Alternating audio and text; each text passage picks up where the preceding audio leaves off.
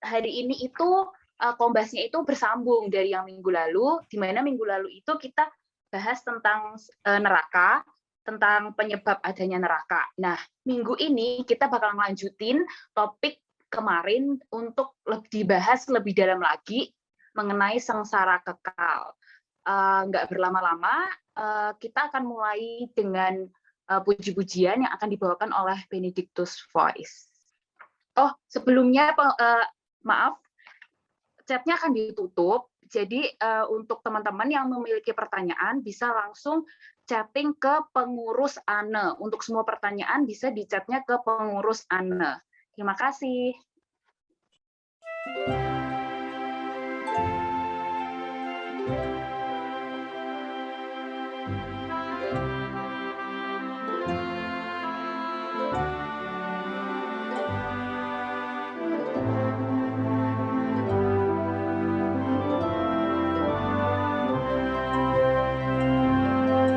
Bapa kami yang ada di surga, dimuliakanlah namamu. Datanglah kerajaanmu, jadilah kehendakmu, di atas bumi seperti di dalam surga. Berilah kami rezeki pada hari ini, dan ampunilah kesalahan kami, seperti kami pun mengampuni yang bersalah pada kami, dan janganlah masukkan kami ke dalam pencobaan, tetapi bebaskanlah kami dari yang jahat.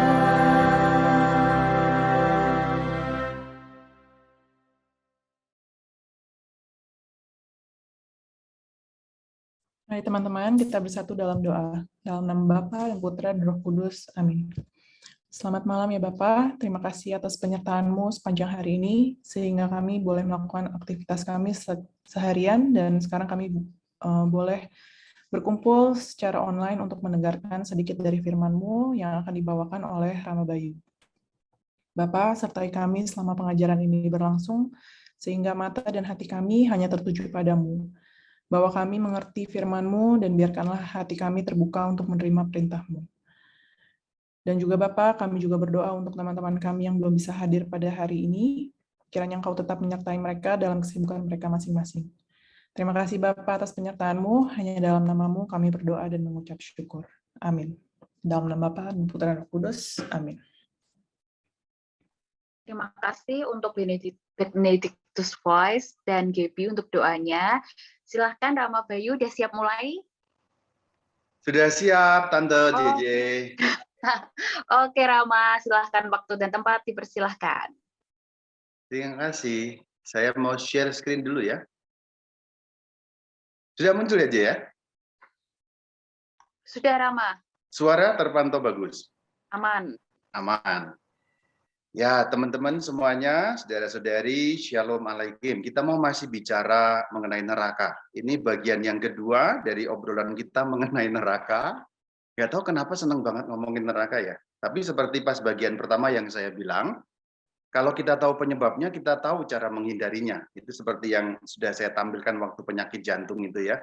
Tahu penyebab penyakit jantung sehingga tahu menghindarinya. Nah, bagian kedua ini saya mau cerita mengenai keadaannya, yaitu sebagai sengsara yang kekal. Dan sebagai orang Katolik kita perlu tahu bahwa neraka itu ada dua seri atau dua part atau dua bagian. Meskipun sebenarnya 1 dan 2 itu merupakan hal yang sama, yaitu kesengsaraan, keterpisahan, tapi ada perbedaan. Sama, tapi ada beda juga. Yang di dalam ajaran gereja ortodoks itu dinamai dengan nama yang berbeda. Neraka seri 1, neraka seri 2 itu namanya lain. Umumnya dalam teologi gereja timur, neraka seri 1 namanya Hades, neraka seri 2 namanya Gehenna. Umumnya begitu. Ada beberapa versi nama yang lain juga, tetapi seperti itu. Apakah gereja Katolik juga punya ajaran seperti itu? Ya, hanya memang tidak dinamai secara berbeda. Namanya tetap sama neraka. Untuk kita tahu mengenai neraka seri 1, neraka seri 2, kita harus meneliti bagaimana rute akhirat menurut ajaran Katolik. Bagian ini cukup penting juga, karena mengenai ajaran akhirat, kita sering dengar dari sana, dari sini, segala macam ajaran-ajaran suku ini, suku itu, agama ini, agama itu, sehingga kadang malah versi Katolik sendiri nggak terlalu paham. Yuk kita ulangi sebentar bagaimana rute perjalanan orang mati, rute akhirat menurut ajaran Katolik. Manusia ketika mati dipisahkan dua bagian, jiwa dan raga. Jiwa disebut juga roh, karena roh dan jiwa itu menunjuk hal yang sama di dalam ajaran gereja Katolik. Yang terjadi dengan raga kemudian hancur, membusuk, kembali menjadi debu tanah. Tetapi jiwa tetap hidup karena jiwa manusia itu immortal. Sekali diciptakan, dia punya sifat tidak dapat mati. Kemudian jiwa masuk kepada pengadilan pribadi yang terjadi setelah kematian langsung. Atau kalau dalam bahasa saya, detik itu juga. Untuk memberi penegasan bahwa tidak perlu nunggu waktu sekian lama untuk masuk kepada pengadilan. Itu namanya pengadilan pribadi atau pengadilan khusus. Langsung diputuskan pada pengadilan yang pertama ini orang masuk surga atau masuk neraka. Atau yang surga tidak langsung namanya purgatorium. Ini yang terjadi dengan pengadilan yang pertama. Ini keadaan sekarang. Sekarang maksudnya apa? Kalau sekarang ada orang mati, yang akan dialami seperti ini. Kalau besok kita mati, yang akan kita alami juga seperti ini. Mati, busuk, kemudian mengalami pengadilan, langsung jelas. Surga atau neraka, atau surga tidak langsung, surga yang tertunda namanya purgatorium. Ini keadaan sekarang. Nah, keadaan sekarang itu punya dua sifat. Yang pertama sifatnya final. Maksudnya keputusannya sudah final. Orang masuk neraka di pengadilan yang pertama ini juga akan di neraka selama-lamanya. Orang masuk surga pada pengadilan pertama ini, dia juga akan tetap di surga selama-lamanya. Purgatorium itu kan surga yang tertunda, jadi dia masuk surga. Maka tetap berada di dalam kebahagiaan, meskipun kalau purgatorium kebahagiaannya belum dialami, tapi masih sebagai kerinduan. Jadi sifat pertama final. Yang kedua menantikan akhir zaman. Jadi keadaan yang seperti ini belum akhir zaman. Sampai akhir tiba yang namanya kiamat, akhir zaman, parusia, kedatangan Kristus yang kedua. Kita pernah bicara ini di dalam Kombas Benediktus ya, akhir zaman. Nah, pada saat akhir zaman apa yang terjadi dengan raga? Dibangkitkan, dihidupkan kembali dengan namanya kebangkitan badan. Apa itu kebangkitan badan? Badan yang sudah mati dihidupkan kembali, sama sekaligus berbeda. Maksudnya sama apa? Raganya raga saya, Rama Bayu, akan seperti Rama Bayu ini, tetapi sifat-sifat raga saya tidak lagi sama dengan sifat raga yang duniawi. Karena tidak bisa mati, tidak bisa sakit, dan lain sebagainya. Itu yang dinamakan badan kebangkitan. Makanya saya singkat BKB. Jiwa tidak mati. Nah, jiwa dipertemukan kembali dengan badan kebangkitan, lalu membentuk yang namanya manusia kebangkitan. Apa bedanya manusia kebangkitan dengan manusia yang awal mati tadi? Bedanya adalah jiwanya sama. Jiwa tidak ada perbedaan, karena jiwa tidak dapat mati, immortal. Tetapi badan alias raganya berbeda. Itu yang disebut manusia kebangkitan. Lalu mengalami pengadilan terakhir, pengadilan yang kedua, pengadilan akhir zaman, surga dan neraka tetap. Jadi yang di surga tetap di surga, neraka tetap di neraka, purgatorium akan mencapai kerajaan surga. Jadi pada saat akhir zaman, purgatorium tidak akan ada lagi, karena itu sifatnya hanya menanti sampai pada akhir zaman.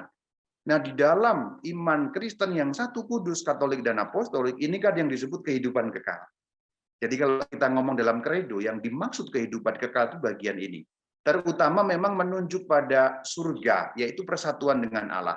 Karena neraka itu bukan eksistensi sendiri, melainkan penolakan atas surga. Itu kan sebenarnya neraka itu begitu, penolakan atas hidup bersama Allah. Penolakan kepada Allah sehingga terpisah dari Allah. Jadi neraka itu pengingkaran, bukan eksistensi yang berdiri sendiri, tetapi bentuk mengingkari surga, bentuk mengingkari Allah, itu namanya neraka. Kita sudah lihat di dalam pertemuan yang pertama ketika membahas mengenai penyebab-penyebabnya. Nah, ini KGK mengajarkan itu di dalam nomor 1021. Kita lihat satu persatu. Sekarang lihat bagian kuning, Perjanjian Baru berbicara mengenai pengadilan, terutama dalam hubungan dengan pertemuan definitif dengan Kristus pada kedatangan yang kedua. Berarti ini bicara mengenai hari kiamat. Jadi KGK, ajaran Katolik mengajarkan pengadilan pada hari kiamat, ayatnya ada. Matius 25, 31, dan seterusnya. Lalu kita lihat bisa secara khusus yang bicara mengenai neraka, ayat 46. Matius 25, ayat 46. Perhatikan, mereka ini akan masuk ke tempat siksaan kekal. Artinya, ayat ini sekali lagi menegaskan kepada kita bahwa neraka sifatnya kekal. Kekal, tidak berakhir, tidak berkesudahan, ada selama-lamanya. Ini jelas sekali disampaikan dalam Matius 25 ayat 46. Jadi kita lihat lagi di sini. Jadi pengadilan yang ini diajarkan sebagai pengadilan yang kedua, sebagai pengadilan yang terakhir pada akhir zaman. KGK menyebut sangat jelas. Nah, tetapi di dalam KGK yang sama, masih 1021, juga ada pengadilan yang lain lagi, yang sebelumnya. Lihat bagian warna kuning. Ia juga mengatakan bahwa setiap orang langsung sesudah kematiannya. Jadi juga ada langsung sesudah kematian, jelas langsung diadili, jelas ada di mana. Bukti ayatnya di Lukas 16, 22, dan seterusnya. Lihat ayat 23. Ayat 23 sangat jelas dikatakan orang kaya itu juga mati lalu dikubur. JJ, kalau dikubur berarti yang dikubur apanya, J? Raga, Romo. Rama, raga. Raga kan? Nah, orang kaya itu juga mati lalu dikubur, berarti yang dikubur adalah raganya. Tapi kalimat selanjutnya kita lihat, sementara ia menderita, lo dikubur kok menderita? Nah, di sini kita harus pengertian di depan tadi, begitu orang mati kan dipisahkan. Berarti yang dikubur raganya, tetapi ia menderita sebagai jiwa yang immortal tadi. Lihat baik-baik ya. Ini kalimatnya sangat jelas. Orang kaya itu juga mati. Mati berarti pisah ya. Raga dikubur, iya. Tetapi dalam arti jiwanya, sebagai jiwa saja tanpa raga, menderita dalam sengsara di alam maut. Artinya memang langsung detik itu juga kematian langsung jelas. Yang di surga ya di surga kebahagiaan, yang sengsara ya di neraka, di dalam alam maut. Seperti yang sangat jelas di dalam ayat 22.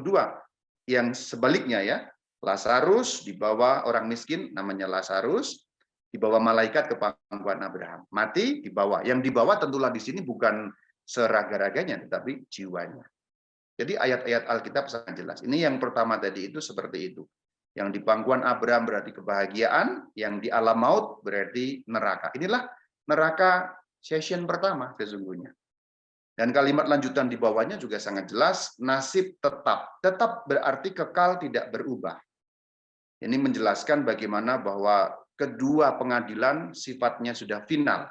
Jadi jangan berharap kalau pengadilan pertama pas kamu mati ada di neraka, nanti ada anulasi. Nanti dianulirlah pas akhir zaman, siapa tahu berubah, nanti saya bisa ada di surga. Oh tidak. Yang saat kematian, saat detik itu juga.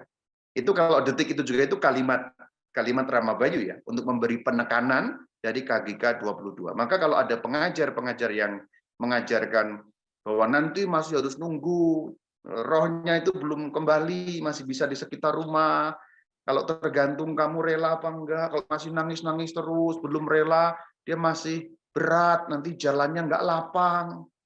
Saudara-saudari, tidak ada perjalanan roh itu macet tuh enggak ada. Yang macet tuh Rama Bayu. Tadi jalan dari Bandung ke Subang itu macet karena perbaikan tol ya. Tapi roh atau jiwa orang mati tidak ada mengalami kemacetan apapun alasannya. Sebab kematian juga tidak menghambat. Oh, kalau kematiannya kecelakaan, itu nanti dia penasaran, roh penasaran, arwah penasaran. Pengajar yang Katolik bahkan saya dengar beberapa presbiter justru mengajarkan ajaran yang bukan Katolik. Itu nunggu kamu rela. Ini bukan Katolik, ini ajaran, ada memang ajaran seperti itu. Tapi yang jelas bukan ajaran Katolik. Nanti nunggu 40 hari, ada juga yang mengajarkan begitu, tapi itu agama lain.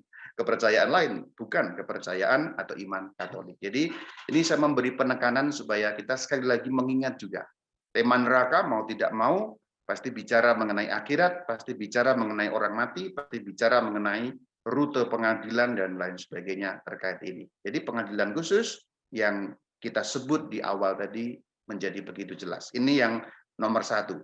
Jadi sebenarnya neraka yang nomor satu ini adalah neraka yang baru dihuni jiwanya saja. Nah, ini yang di Ortodoks dinamai dengan nama berbeda.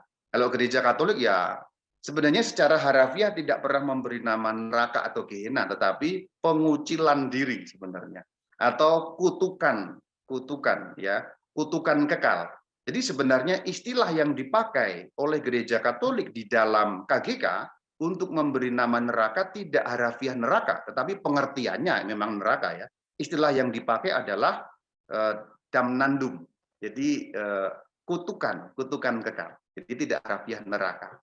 Neraka itu cara kita memudahkan untuk mengatakannya sehari-hari atau kalau dalam pembicaraan seperti ini. Karena kalau saya mengatakan damnandum atau kutukan kan kamu nggak ngerti ya. Kalau saya mengatakan neraka ngerti. Jadi neraka lebih merupakan istilah sehari-hari. Istilah yang tidak dipakai dalam katekismus, tetapi pengertiannya kita maksudkan sebagai neraka. Jadi itu yang kadang menimbulkan salah pengertian dengan Ortodoks, lalu mengatakan Ortodoks dan Katolik berbeda dalam pemahaman ini sebenarnya sama. Nah, ini pengertian ini kita tahu bahwa neraka seri pertama itu neraka yang dihuni pas kapan? Pas kita mati. Kalau kita neraka amit-amit ya jangan ya orang lah. Orang mati kalau dia menolak Allah, menghujat Roh Kudus berarti dosanya tidak terampuni, dosanya dosa kekal, dosanya adalah dosa mortal, maka dia masuk neraka. Tapi baru dengan jiwa. Saat pengadilan khusus, pengadilan pribadi, raganya di tanah, jiwanya ada di neraka. Baru dengan jiwanya. Apakah siksaan yang sifatnya baru jiwa itu bisa membuat orang menderita? Ya bisa. Karena penderitaan yang paling serem justru penderitaan jiwa, bukan penderitaan raga. Penderitaan raga seberapapun hebatnya seringkali masih cukup bisa kita tanggung. Tapi penderitaan jiwa itu yang paling mengenaskan sesungguhnya. Saya beri perbandingan begini. Kalau ada seorang mama, ya, dia punya anak balita, umur 5 tahun katakanlah, atau 4 tahun begitu, lalu terjadi peperangan atau terjadi kekacauan brutal, lalu anaknya itu disiksa di depan mamanya. Mamanya tidak diapa-apakan. Mamanya tidak disakiti, hanya diikat, disuruh menyaksikan bagaimana bayi itu disiksa di depan matanya. Mama itu tersiksa banget, padahal dia secara fisik, secara raga tidak sakit, tapi jiwanya sakit. Nah itu yang sedikit untuk dapat membantu menggambarkan kita bagaimana jiwa yang tersakiti dalam neraka atau jiwa yang sengsara dalam neraka itu seperti apa. Mama yang tadi saya ceritakan dalam cerita contoh kasus tadi itu, dia akan lebih memilih dia yang disakiti, bayinya tidak diapa-apakan. Jadi bayinya biarkan, jangan diapa-apakan. Sudah, sebagai ganti bayi saya, tolong silakan. Saya dilukai, saya disiksa, silakan. Tapi jangan bayi saya. Karena bagi mama itu siksaan jiwa akan lebih mengerikan. Nah itu, supaya kita juga paham seperti apa yang dimaksud sebagai siksaan jiwa. Nah disitulah kita juga perlu memahami persoalan ini. Supaya jangan membayangkan kalau jiwa bagaimana sakitnya ya. Nah seperti itu. Contoh Jepangnya ya, jelas dan gampangnya. Lalu yang kedua barulah nanti utuh. Neraka yang versi kedua orang sudah masuk dengan badan kebangkitan. Berarti badannya juga mengalami siksaan, jiwanya juga mengalami siksaan, dalam arti mengalami kesengsaraan secara kekal. Namun kita harus ingat bahwa badan kebangkitan tidak sama persis dengan badan kita sekarang. Jadi pasti siksaannya pun lain gitu. Karena badan kebangkitan tidak bisa mati, tidak bisa sakit, tidak bisa nyeri. Karena badan kebangkitan tidak bisa nyeri memang. Tidak bisa dipotong. Jadi gambaran-gambaran lucu itu mustahil terjadi. Kalau orang suka berbohong, lidahnya dipotong. Badan kebangkitan tidak bisa dipotong. Karena badan kebangkitan, badan yang tidak dikuasai oleh ya sifat-sifat duniawi. Terpotong, teriris, terluka, tergores, itu kan sifat-sifat duniawi. Ikatan-ikatan jaringannya dibelah oleh benda tajam, misalnya pisau. Itu kan ikatan jaringannya terlepas, ikatan selnya terlepas sehingga luka, darahnya keluar. Nah, badan kebangkitan tidak mungkin seperti itu. Tidak ada luka dalam badan kebangkitan. Jadi yang dimaksudkan sengsara kekal di dalam badan kebangkitan pun kita tidak bisa mengerti secara harafiah. Seperti sinetron-sinetron apa itu loh yang dalam kubur, siksaan kubur dan sebagainya, enggak seperti itu. Enggak mungkin seperti itu bahkan. Karena sifatnya yang tidak lagi terikat hukum alam. Mengapa sih manusia harus utuh? Kenapa diutuhkan kembali? Sesungguhnya karena sungguh amat baik sejak awal manusia itu keutuhannya adalah jiwa dan raga. Jadi kalau kita kembali ke Kejadian 1 ayat 31, kita pahami. Karena orang bisa bertanya, kalau di surga yang sekarang saja dengan jiwa orang sudah bahagia, ngapain Rama raganya dihidupkan lagi? Karena memang manusia itu utuhnya ada raga. Seperti semula diciptakan itu pakai raga, ada raga. Maka dikembalikan ke awal mula, itulah namanya penebusan. Sedangkan neraka kan mengingkari adanya surga. Berarti sebenarnya sifatnya kebalikan saja. Kalau surga berarti persatuan utuh seperti awal mula yang sungguh amat baik, neraka akan mengingkari yang sungguh amat baik, maka sungguh sangat tidak baik. Itu mungkin kalau mau dikalimatkan kira-kira seperti itu ya. Nah, yang kedua, kita mau belajar mengenai pilihan bebas, bahwa keadaan yang kekal tadi ditentukan oleh pilihan bebas kita. Ini bukan oleh Allah. Jadi maksudnya adalah di bagian kedua ini saya mau sedikit membongkar juga pemikiran-pemikiran kuno kita dan pemikiran-pemikiran kekanak-kanakan kita yang sering membayangkan kalau kita berdosa berat, Allah menghukum, kita dimasukkan neraka, seakan-akan Allah membalas dendam kepada kita. Nah, ini pikiran seperti ini juga harus kita enyahkan sebagai orang beriman yang fides et ratio-nya makin berkembang. Karena apa? Iman yang kita pelihara dari kecil seringkali kan diceritakan dalam bahasa-bahasa anak-anak. Sayangnya, ketika kita makin besar, pemikirannya makin besar, kejiwaan kita makin dewasa, seringkali cerita-cerita masa anak-anak tentang iman itu terus kita pelihara tanpa sempat dilihat kembali dan direfleksikan kembali. Banyak orang kan sering menggambarkan, nanti kalau kamu jahat dihukum Tuhan, dihukum seakan-akan kamu sudah jahat, sekarang aku hancurkan kamu. Seakan-akan itu apa ya? Revenge gitu, apa balas dendam Allahnya. Oh, enggak begitu. Neraka itu datang begitu saja ketika kita memilihnya, itu yang terjadi sesungguhnya.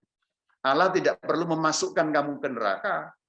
Kamu kalau melakukan yang bertentangan dengan kehendak Allah dalam arti dosa yang mendatangkan maut, otomatis nyemplung gitu.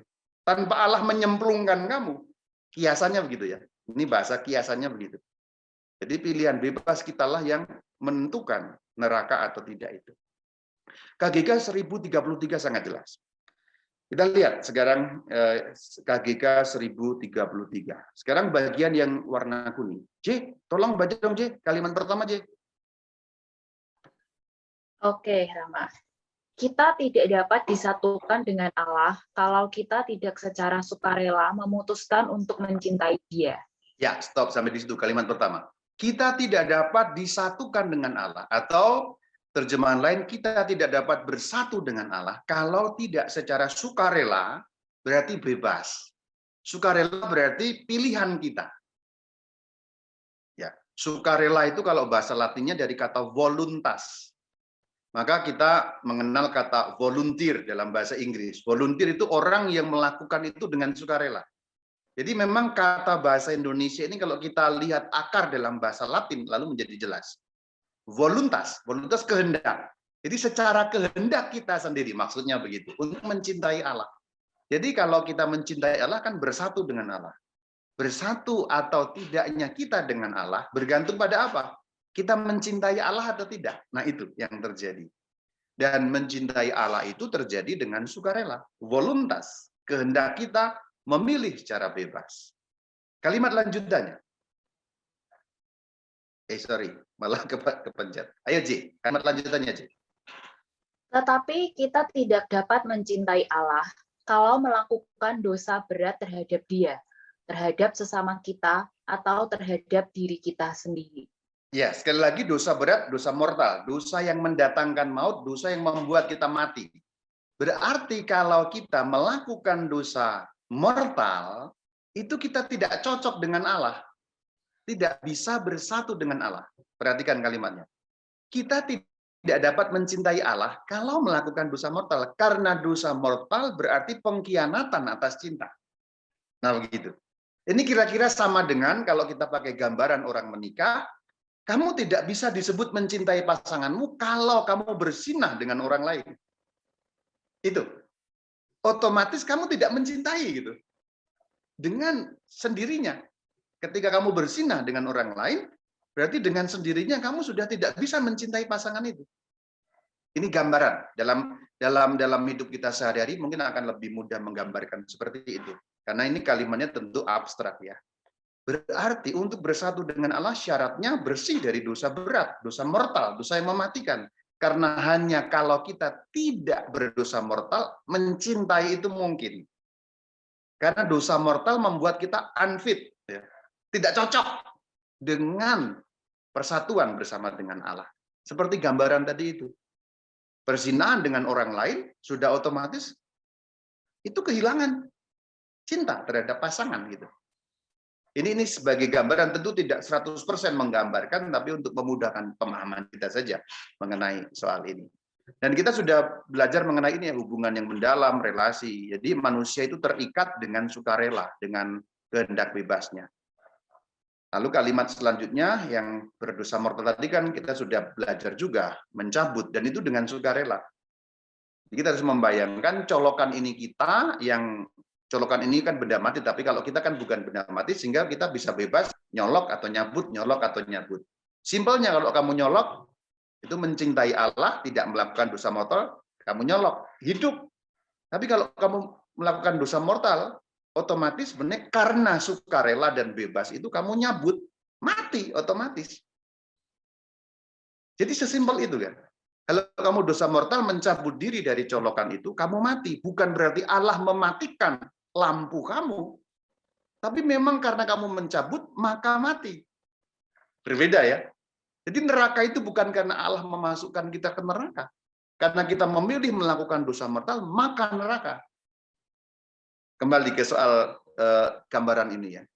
Dicolok, kamu memilih mencabut diri, bukan berarti Allah mematikan lampu kamu. Tapi lampu kamu mati karena kamu mencabut diri. Itu dosa mortal. Itu neraka. Pemahaman mengenai neraka seperti ini, kalau kita membayangkan seperti itu, lalu kita bisa lebih mudah memahami ajaran Katolik mengenai akhirat, terutama mengenai neraka dengan lebih benar. Karena selama ini kita pun harus bebas dari pikiran bahwa Allah menghukum seperti balas dendam kepada orang jahat. Selama ini kita berpikir begitu, dan banyak orang berpikir begitu. Nah ini harus dibersihkan, gereja Katolik tidak pernah mengajarkan seperti itu. Mungkin ada itu yang mengajarkan, tapi itu iman lain, itu tetangga sebelah kayaknya ya. Saya nggak tahu persisnya iman yang mana. Saya tahu sih, tapi kalau saya nyebut nanti penistaan agama deh. Itu mengenai pilihan bebas, gunanya apa saya jelaskan, supaya kita mengkoreksi juga pikiran-pikiran yang kurang tepat lah. Salah sih tidak, tapi kurang tepat. Berikutnya kita akan bicara mengenai mengapa kekal. Banyak orang keberatan, kalau Allah Maha Baik, kenapa itu bisa kekal ya? Sekali lagi, ini konsepnya bertingkat ya. Tadi awal kita sudah belajar mengenai rute kematian. Yang kedua kita belajar mengenai voluntas, kehendak bebas, pilihan bebas. Yang berikutnya kita belajar kekal. Kekekalan itu terjadi karena kita memilih secara bebas dan pilihan itu sampai pada waktu kekal. Yuk kita lihat. Keterangannya ada di KGK 1861. J, tolong J, kalimat yang ini J. Seluruhnya J. Oke, Rama. Dosa berat sama seperti kasih adalah satu kemungkinan radikal yang dapat dipilih manusia dalam kebebasan penuh. Ia mengakibatkan kehilangan kebajikan ilahi, kasih dan rahmat pengudusan, artinya status rahmat. Ya, jadi dosa mortal itu salah satu kemungkinan radikalnya potensinya adalah membuat kita mati. Itu seperti kasih. Kasih ketika kita pilih membuat kita hidup. setia kepada Allah. Itu maksudnya kita penuh kasih kepada Allah, melakukan kehendaknya, berarti kita secara radikal memilih Tuhan, maka hidup. Tapi kalau kita memilih sebaliknya kan bisa juga. Dalam gambaran tadi kita memilih nyolok bisa, tapi kita memilih nyabut bisa. Kedua-duanya merupakan konsekuensi. Nah, kata penting ini. Kedua-duanya merupakan konsekuensi dari pilihan bebas kita. Kamu nancep, itu mencintai Allah berarti ya hidup lampu kamu. Kamu mencabut, itu artinya dosa mortal, ya mati. Itu kan merupakan konsekuensi sebenarnya. Kan konsekuensi yang simpel untuk kita pahami. Nah, itulah ajaran Katolik. Jadi neraka itu konsekuensi dari pilihan bebas yang kita lakukan gitu. Dan kalau kita berdosa mortal dalam KG 1861, kita kehilangan yang namanya status rahmat. Kita hidup dalam status rahmat. Kita hidup sungguh amat baik, bahasa Alkitabiahnya. Ketika kita berdosa mortal yang sungguh amat baik, rusak. Bahasa simpelnya, ini bahasa Jepang dan jelas dan gampangnya. Ketika kita mencintai Allah, nafas kita ini ada, masuk. Ketika kita berdosa mortal, kita menyumbat seluruh pintu nafas kita. Ini gambaran saya. Ini bukan bahasa teologi, tapi ini bahasa Jepang. Kehilangan status rahmat seakan-akan gambarkan kita dengan sukarela sendiri menyumbat seluruh pintu masuk oksigen. Lalu mati. Kenapa mati? Karena kamu sumbat oksigennya. Kamu sumbat rahmatnya. Status rahmatnya kamu lucuti sehingga kehilangan. Maka modar gitu. Konsekuensi. Apakah Allah membuat kamu mati? Tidak. Apakah Allah mencabut status rahmat? Tidak. Pilihan bebasmu yang mengakibatkan itu. Jadi dosa mortal membuat kita kehilangan status rahmat. Gambarkan dalam bahasa simpel, kamu menyumbat jalan masuk oksigen dalam segala lini. Hidungmu kamu sumbat pakai semen. Mulutmu kamu sumbat pakai semen. Tutup semua. Mati enggak? Mati. Nah, itu yang dimaksud kehilangan status rahmat. Itu dosa mortal. Mati sendiri kan? Itu yang terjadi. Kalimat selanjutnya 1861 masih, tapi kalimat lanjutannya. Ci, tolong Ci, rada panjang ya. Nggak apa-apa, tapi semuanya dibacain. Oke, Rama.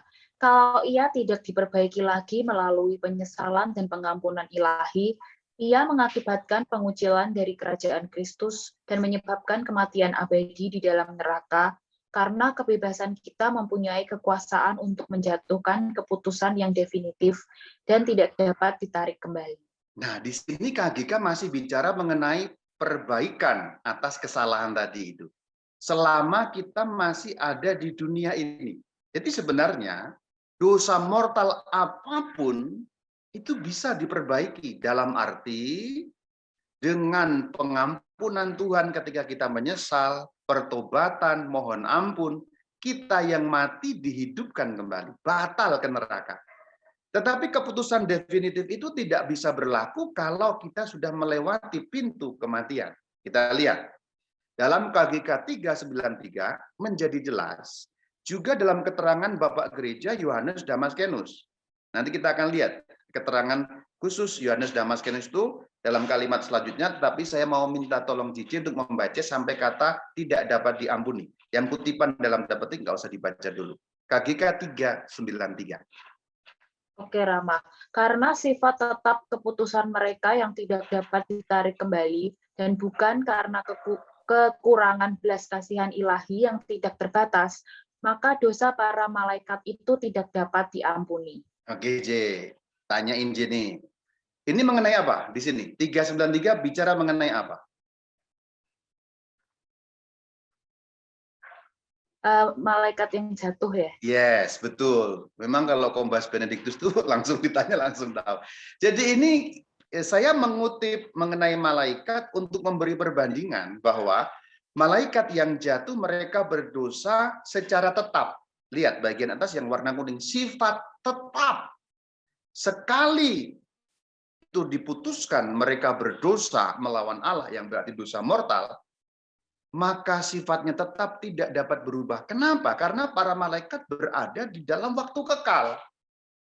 Nah, manusia pada saat kematian sudah menjemput, itu berada di dalam status seperti para malaikat yang berada di dalam waktu kekal. Maka apapun yang terjadi sebelum kematian persis, kemudian terjadi kematian, lalu menjadi kekal. Itulah kenapa neraka itu kekal. Karena setelah kematian, kita masuk dalam dunia kekal. Yang berarti apapun yang terjadi pada saat itu, sekali untuk selama-lamanya.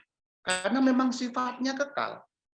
Ini dipertegas oleh perkataan Yohanes Damaskenus dalam kutipan ini. Nah, tolong Ji, bacain Ji. Bagi mereka tidak ada penyesalan sesudah jatuh, sama seperti bagi manusia sesudah kematian. Yes, bagi mereka. Mereka yang dimaksud tadi itu siapa ya? Bagi mereka yang di situ. Malaikat yang jatuh. Yes. Jadi malaikat yang kemudian memilih berdosa tetap tadi itu, berdosa mortal, sekali mereka jatuh. Nah, ini oleh Santo Yohanes Damaskenus itu dipersamakan. Malaikat yang jatuh karena hidup dalam waktu kekal, sekali jatuh tidak ada penyesalan, karena tidak mungkin ada penyesalan, karena berada dalam waktu kekal. Nah, manusia sesudah kematian, artinya manusia pada detik kematian itu dan setelahnya, juga tidak mungkin karena menjadi seperti malaikat dalam hal apapun yang terjadi pada saat itu menjadi sifatnya tetap, tidak bisa berubah lagi. Karena waktu kekal, berarti tidak ada perubahan yang radikal di sana. Persis seperti malaikat. Nah, pemahaman mengapa neraka itu kekal, kita dapat menarik kesimpulan dari KGK 393. Ketika gereja bicara mengenai malaikat yang jatuh tidak bisa bertobat. Jadi setan tidak bisa bertobat. Setan juga akan tetap ada di neraka, tidak mungkin bisa pindah kemanapun. Begitu juga manusia sesudah kematian. Tetapi sebelum kematian bagaimana? Kembali ke awal tadi itu. Kalau kita kembali ke KGK 1861, sebelum kematian masih bisa diperbaiki apa enggak? Bisa. Diperbaiki, lalu menyesal, itu namanya pertobatan, lalu mendapat pengampunan ilahi. Kenapa kok bisa diperbaiki? Karena kita belum berada di waktu kekal. Waktunya temporal duniawi, maka bisa maju mundur. Apa yang sebelumnya salah dikoreksi. Itulah waktu temporal duniawi. Waktu temporal duniawi ini membuat kita apa yang salah sebelumnya bisa kita koreksi. Jadi, Tipex. Aduh, anak sekarang tahu Tipex nggak ya? Jay, lu tahu Tipex nggak, Jay? Tahu, Rama. Benar, masih tahu ya? Tahu. Berarti tua lu. Emang udah tua, Ram. Anak sekarang kayaknya nggak pakai Tipex, nggak pakai anak sekarang ya? Pakai nggak sih? Pakai. Ya. Nah, Tipex itu hanya berlaku dalam waktu temporal. Kalau kita menulis dalam waktu kekal, ini bayangannya. Sekali tertulis, kekal. Gitu loh. Kira-kira begitu. Ini memang rada-rada filosofis. Kalau kita hanya mikirin soal pacaran dan apa, nggak nyampe mikirnya. Jadi kita harus membayangkan dan mengetahui namanya konsep waktu duniawi dan konsep waktu eternal kekal. Ya. Tidak berubah waktu kekal itu.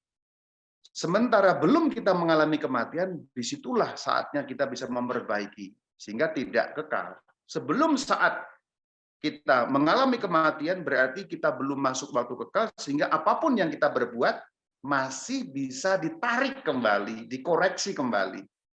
Tapi begitu masuk waktu kekal, tidak dapat ditarik kembali. Karena memang sifatnya seperti itulah. Apapun yang kekal itu tidak namanya kekal, tidak berubah. Nah itu, kenapa kok kekal? Kita bisa belajar dari KGK 393, kemudian kutipan dari Bapak Gereja Yohanes Damaskus, sehingga kita sangat menyadari batas akhir pertobatan itu kematian. Begitu. Kita diberitahu dengan sungguh-sungguh oleh Tuhan melalui KGK, melalui Alkitab juga, melalui ajaran gereja, melalui para bapak gereja, sangat jelas batas akhir pertobatan kematian. Artinya, vonis kematian itu bisa kita batalkan sejauh kita belum masuk ke waktu kekal. Tapi begitu kita masuk ke waktu kekal, berarti vonis itu sifatnya kekal. Tuhan sudah ngasih tahu. Maka kalau sekarang kita berdosa mortal, mumpung belum kematian, itu masih bisa. Pertobatan, mau kita berdosa mortal paling jahat, paling buruk, paling gelap, tidak ada kata buruk, tidak ada kata jahat ketika kita bertobat, lalu memohon belas kasih Allah. Itu yang akan terjadi apa? Vonis nerakanya batal. Itu simpelnya begitu. Berjuta-juta kali kita melakukan dosa mortal dan kita masuk neraka, vonisnya itu akan dibatalkan sejauh kita mengalami pertobatan. Maka kita sekarang bicara mengenai pertobatan karena nyambung ya. Ini bertingkat ya. Sekarang pertobatan supaya lebih konkret apa yang perlu kita berbuat, lalu korelasinya apa kan ngomongin neraka. Kalau nggak ada manfaatnya terus ngapain ngomongin neraka? Ya sudah gitu. Nah, maka bagian yang berikutnya ini menjadi agak ada manfaat praktisnya lah gitu. Bagian pertobatan nanti bagaimana langkahnya, sifatnya bagaimana dan seterusnya saya akan ceritakan di sini. Di dalam Injil Markus pada pasal pertama ayat keempat, Yohanes Pembaptis mewartakan pertobatan. Kemudian baginda Yesus pada Markus 1, 14, 15 itu juga mewartakan pertobatan. Nanti para rasul itu juga mewartakan pertobatan setelah Sang Kristus naik ke surga. Apa sih bertobat? Berbalik arah seutuhnya. Jadi sebenarnya bertobat itu kata dalam bahasa Yunaninya itu metanoia. Metanoia, harafiah ya ini, U-turn, putar balik. Jadi kalau Anda bertobat lu sebenarnya secara harafiah itu putar balik. Nanti kalau suatu kali kita naik mobil, lalu harus putar balik, kamu bilang metanoia. Itu harafiah berarti U-turn gitu. Bertobat. Harafiah itu putar balik gitu sebenarnya begitu. Ini menggambarkan yang dulunya menjauhi Allah. Ini kan kalau U-turn kan begitu. Ini titik awalnya kita bergerak menjauhi Allah, lalu dengan metanoia U-turn putar balik kita kemudian mendekat kepada Allah. Itu sebenarnya pertobatan secara harafiah artinya begitu.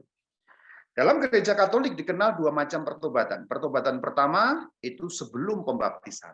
Jadi dengan menerima pembaptisan itu berarti orang bertobat. Lalu yang kedua, pertobatan kedua setelah pembaptisan. Karena orang setelah baptis pun masih punya potensi berbuat dosa. Kita semua sudah dibaptis. Yang ngomong sudah dibaptis. Ya jelas lah, pastor pasti sudah dibaptis ya. Setelah dibaptis masih punya potensi berbuat dosa nggak? Oh sangat. Juga yang mortal. Semua dari kita setelah dibaptis punya potensi untuk berbuat dosa juga yang mortal karena kita punya namanya konkupisensia. Nanti kita akan lihat di bagian belakang konkupisensia. Nah, gereja Katolik ketika bicara mengenai dua macam pertobatan juga tidak ngawur.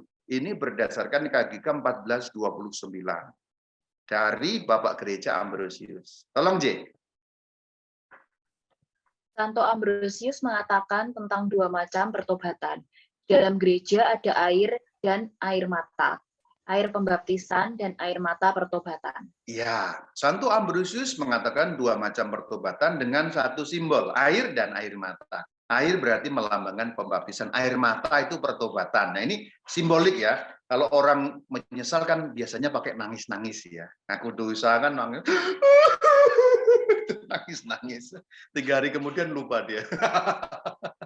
Nah ini lambangnya, air mata berarti pertobatan. Jadi pembaptisan itu pertobatan pertama, sakramen tobat atau pengakuan dosa di dalam gereja kita namanya pertobatan kedua. Pertobatan pertama diterima satu kali, kekal sifatnya karena memberi karakter kekal. Pertobatan kedua tidak ada batasnya. Selama kita hidup maksudnya. Batasnya kematian tadi maksudnya. Karena kematian bukan Tuhan memberi batas, tapi karena kemudian sifatnya menjadi kekal, seperti yang sudah kita lihat di bagian depan tadi. Nah, tentang dibaptis saya tidak akan terlalu banyak bicara, ini sudah jelas lah ya. Orang dibaptis berarti menerima hidup yang baru, itu seperti keterangan Rasul Petrus, bertobatlah, bertobat berarti memberi diri dibaptis. Nah, ini keterangan-keterangan mengenai pembaptisan hidup yang baru dalam surat Roma. Ini tema yang lain, meskipun nyambung ya, saya sebut sedikit, karena ada nyambung. Lalu di dalam KGK 1427 juga bicara tempat pertama, tempat pertobatan yang pertama itu sakramen baptis. Lalu baptis menghapus dosa asal. Nanti kamu klik saja di YouTube Katkit, saya sudah bicara mengenai dosa asal. Dan macam-macam lah mengenai dosa asal, efeknya dari pembaptisan dan sebagainya, termasuk 4 jenis dosa. Dosa asal, dosa pribadi yang dibagi 2, mortale dan veniale. Itu sudah ada, kamu lihat saja. Jadi menerima Kristus itu pertobatan pertama, artinya dibaptis. Nah, ini yang sekarang yang konteks kita ini, pertobatan kedua. Karena kan saya andaikan semua yang di sini yang mendengar sudah dibaptis ya. Saya andaikan begitu. Maka kemungkinan berbuat salah masih ada. Nah, inilah yang perlu kita ketahui dengan pertobatan kedua, yang berarti kembali kepada Kristus. Atau dalam bahasa gampangnya, batal ke neraka. Ini bahasa saya ya. Kembali kepada Kristus itu kan bahasa ya katekese, teologi ya, bahasa tinggi-tinggi gitu. Kadang-kadang secara bahasa duniawi kurang dipahami. Mungkin bahasaku yang Jepang jelas dan gampang, lebih gampang dipahami. Batal ke neraka. Jadi kalau kamu berdosa mortal, bertobat, terima sakramen tobat, itu simpel aja. Kamu batal ke neraka. Itu. Kamu sudah divonis neraka, lalu menyesal, vonisnya dihapus. Simpel. Itu pemahaman kita mengenai sakramen tobat atau pertobatan secara khusus, karena ada juga nanti yang di luar sakramen pertobatan.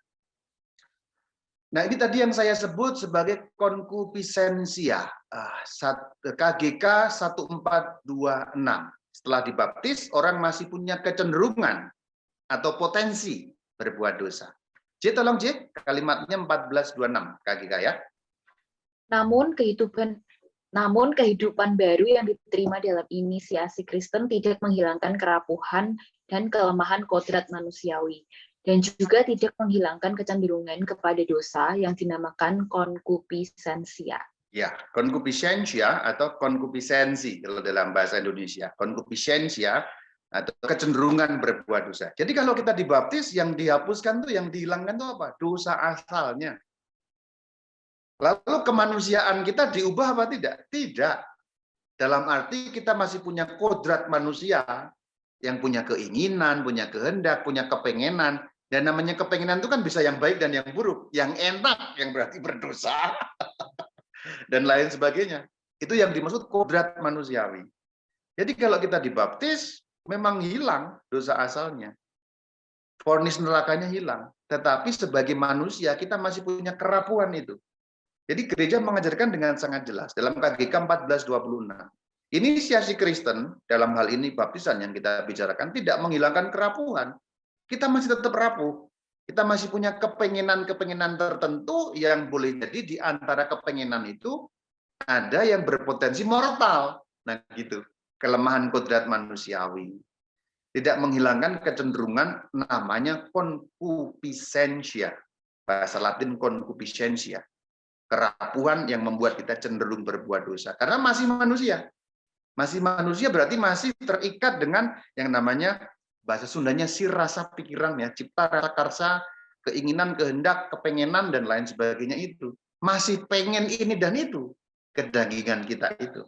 Karena belum diubah dalam raga kebangkitan atau tubuh kemuliaan, sehingga masih sifatnya ya ingin ini dan itu, dipuaskan untuk ini dan itu. Dari yang sangat simpel ya, kodrat sehari-hari dalam arti pemenuhan biologis, makan, minum dan seterusnya, sampai ke yang lain-lain yang lebih kompleks lagi. Nah, itu kita bicara mengenai konkupisensia. Karena konkupisensia, maka bisa punya potensi jatuh. Berarti setelah dibaptis, menerima hidup baru, bersatu dengan Kristus, simpelnya vonisnya surga, kalau mortal, vonisnya neraka. Simpelnya begitu. Perjuangannya apa? Ya kembali kepada kekudusan. Nyolok lagi kepada Tuhan. Sakramen tobat itu sesungguhnya kalau kita pakai perbandingan colokan tadi, itu permohonan kepada Tuhan, Tuhan tolong saya diizinkan nyolok lagi supaya lampu saya nyala. Itulah sakramen tobat. Tuhan pernah nggak menolak permohonan untuk kita nyolok lagi? Nggak pernah. Nggak pernah. Satu pun dari kita sejauh kita bertobat ditolak. Tidak ada penolakan atas pertobatan.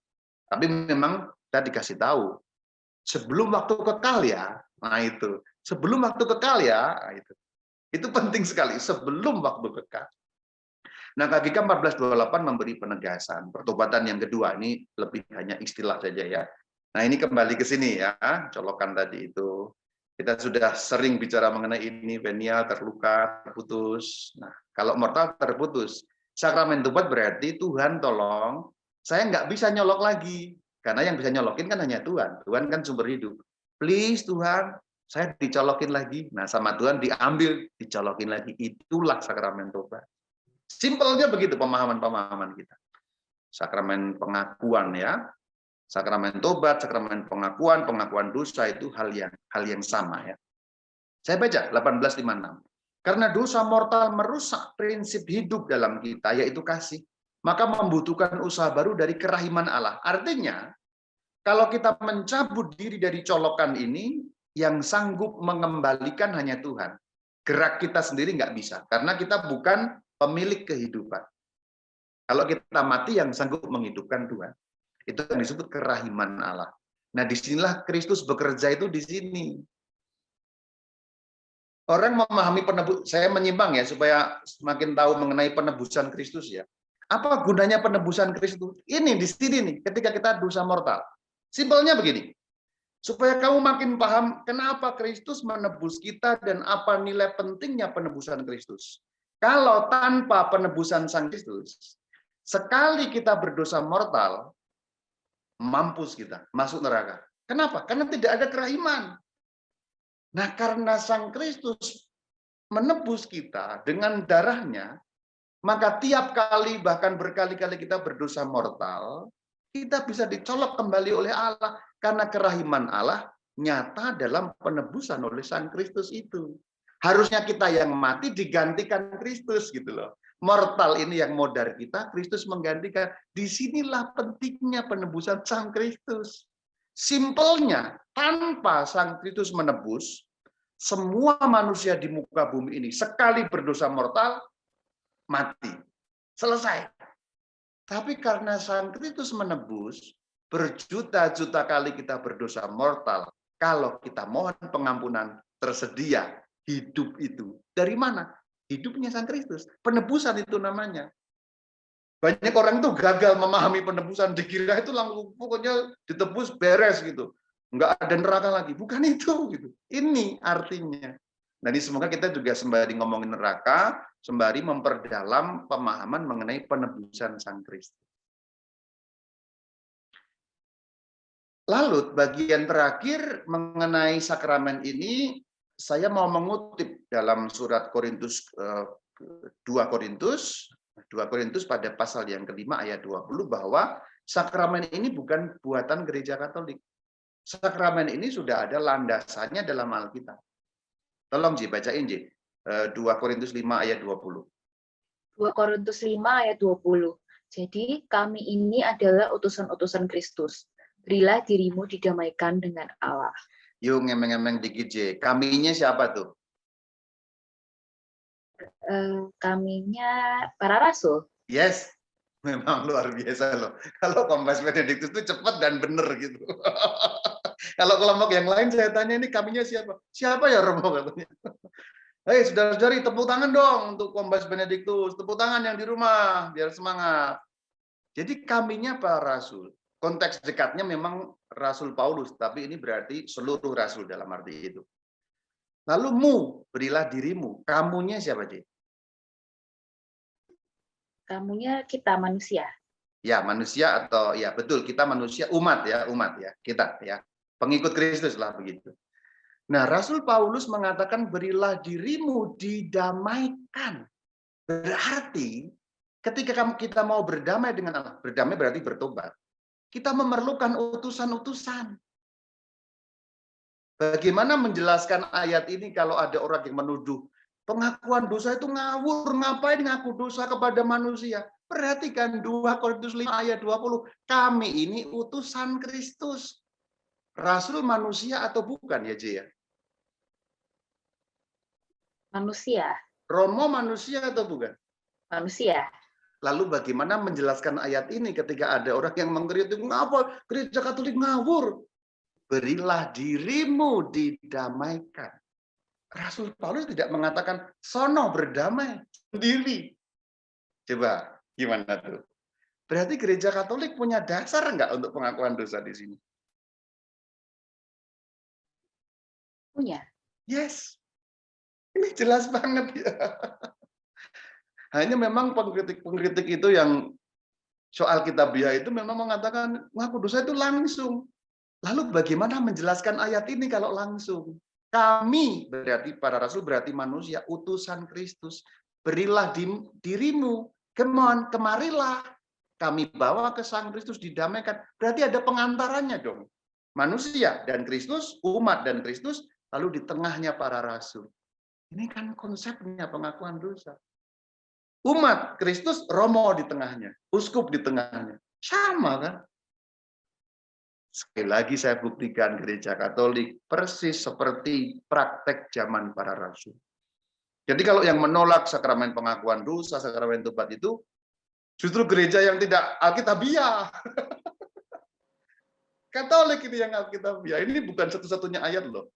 Ini yang kedua nih. Bagaimana menjelaskan ayat dalam Yohanes 20 ayat 22 dan 23.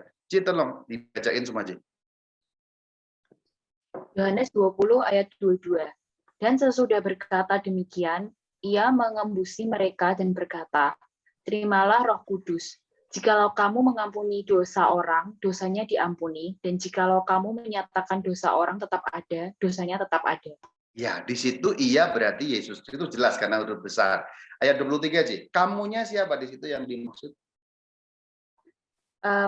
Para rasul. Yes.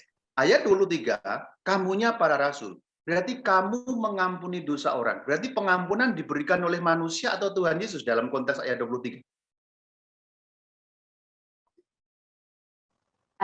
Diberikan oleh Tuhan Yesus melalui para rasul.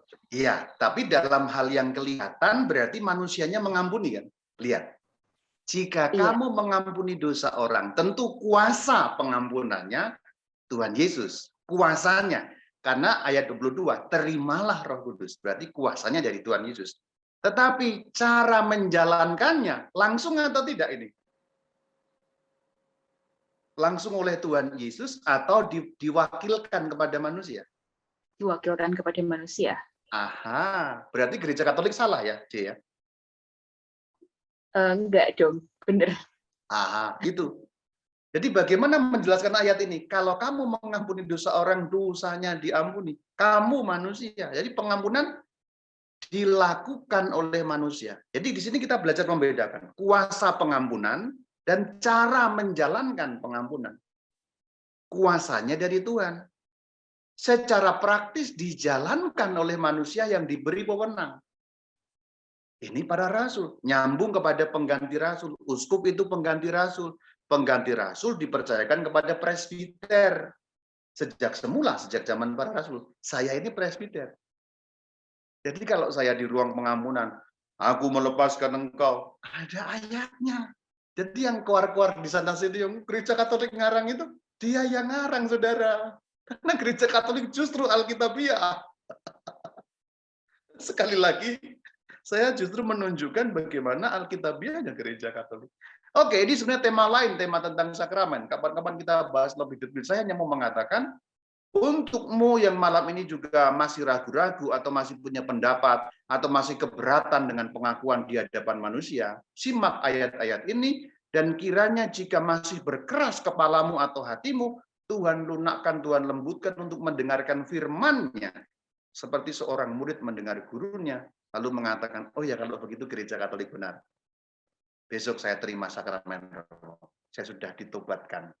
Ini namanya pertobatan pemikiran. Nah, gitu. Jadi kalau otakmu itu masih keras, semoga lebih lunak. Yang masih ngeyel-ngeyel, juga orang Katolik itu masih ada yang ngeyel juga. Ngapain ngaku dosa sama manusia?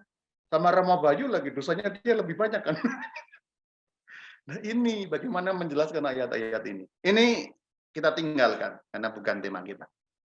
Langkah pertobatan. Nah, langkah pertobatan pertama-tama kan soal batin awalnya dulu. Tetapi yang batin itu kemudian muncul dalam yang kelihatan. Itu dijelaskan dalam KGK 1430. Perlihatkan di bagian bawah ya, perhatikan bagian bawah. Pertobatan batin. Karena bagaimanapun pertobatan mulai dari yang batinnya. Nggak mungkin dong kalau batinnya nggak bertobat, orang bertobat. Nah, yang lahiriah itu dinyatakan dari yang batin tadi itu. tanda-tanda yang terlihat, termasuk masuk ruang pengakuan, itu kan tanda yang terlihat. Tanda bahwa batin saya sudah mengalami pertobatan. Maka wujud lahiriahnya, saya minta itu dari Tuhan melalui Romo yang wujudnya kelihatan juga. Yang ada ayat-ayatnya tadi itu ya. Nah itu, Anda makin aso ini. Nah wujudnya macam-macam, puasa, doa, dan seterusnya, ada keterangan dalam KGK masih ada.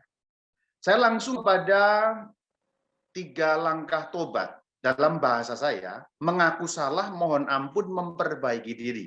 Kalau dalam bahasa KGK yang tercantum dalam KGK 1450, itu penyesalan, pengakuan, tindakan.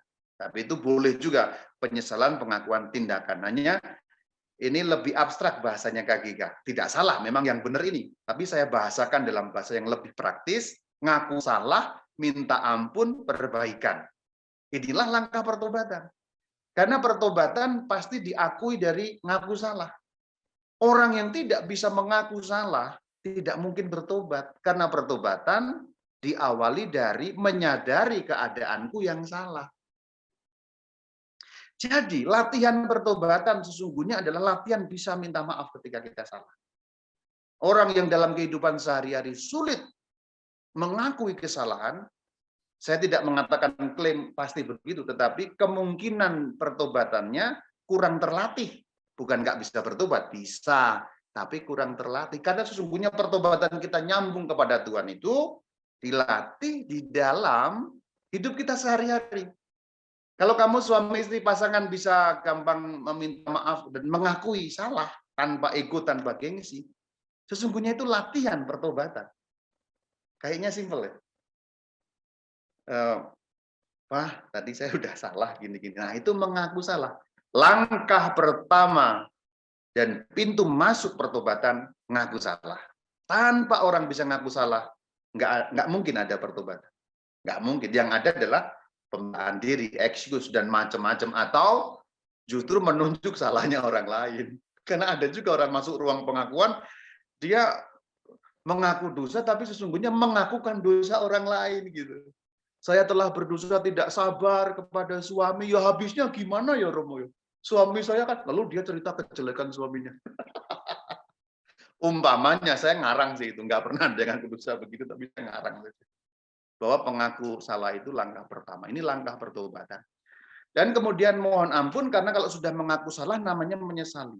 Dan Gereja Katolik membedakan 2 macam sesal. Yang pertama itu namanya contritio, namanya sesal sempurna, yaitu sesal karena cinta. Diceritakan atau dituliskan dalam KGK 1452. Lalu yang kedua namanya attritio, itu dalam KGK 1453.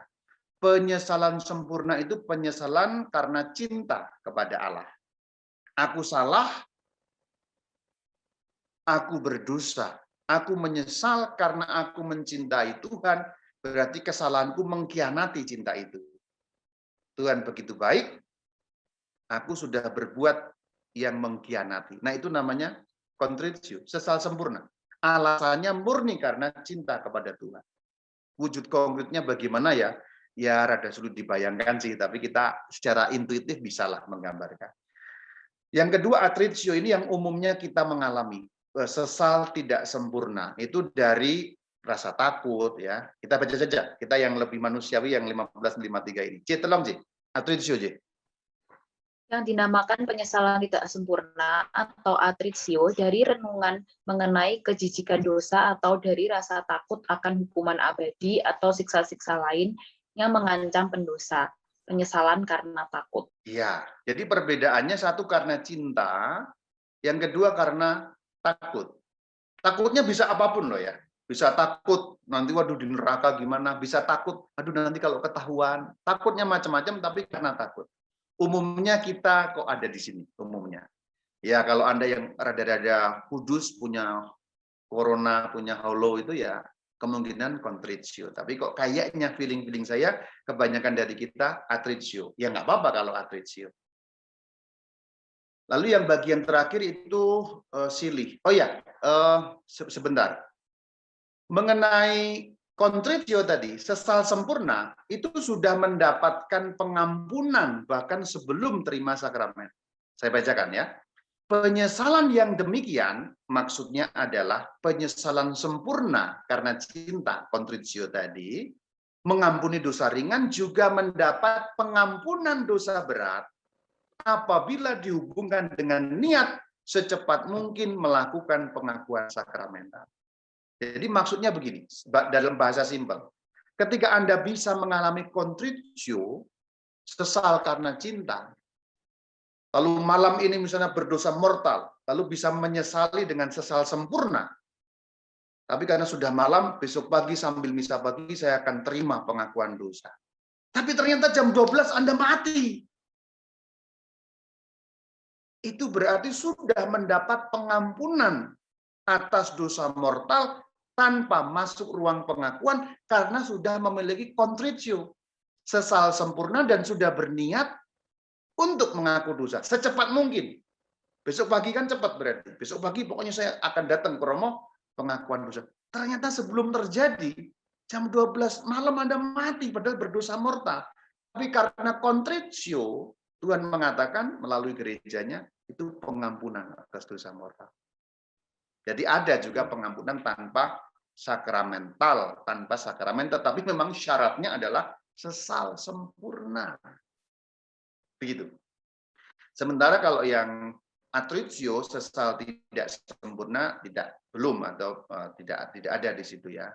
Sejauh orang belum terima ya belum mendapat pengampunan. Terakhir adalah silih.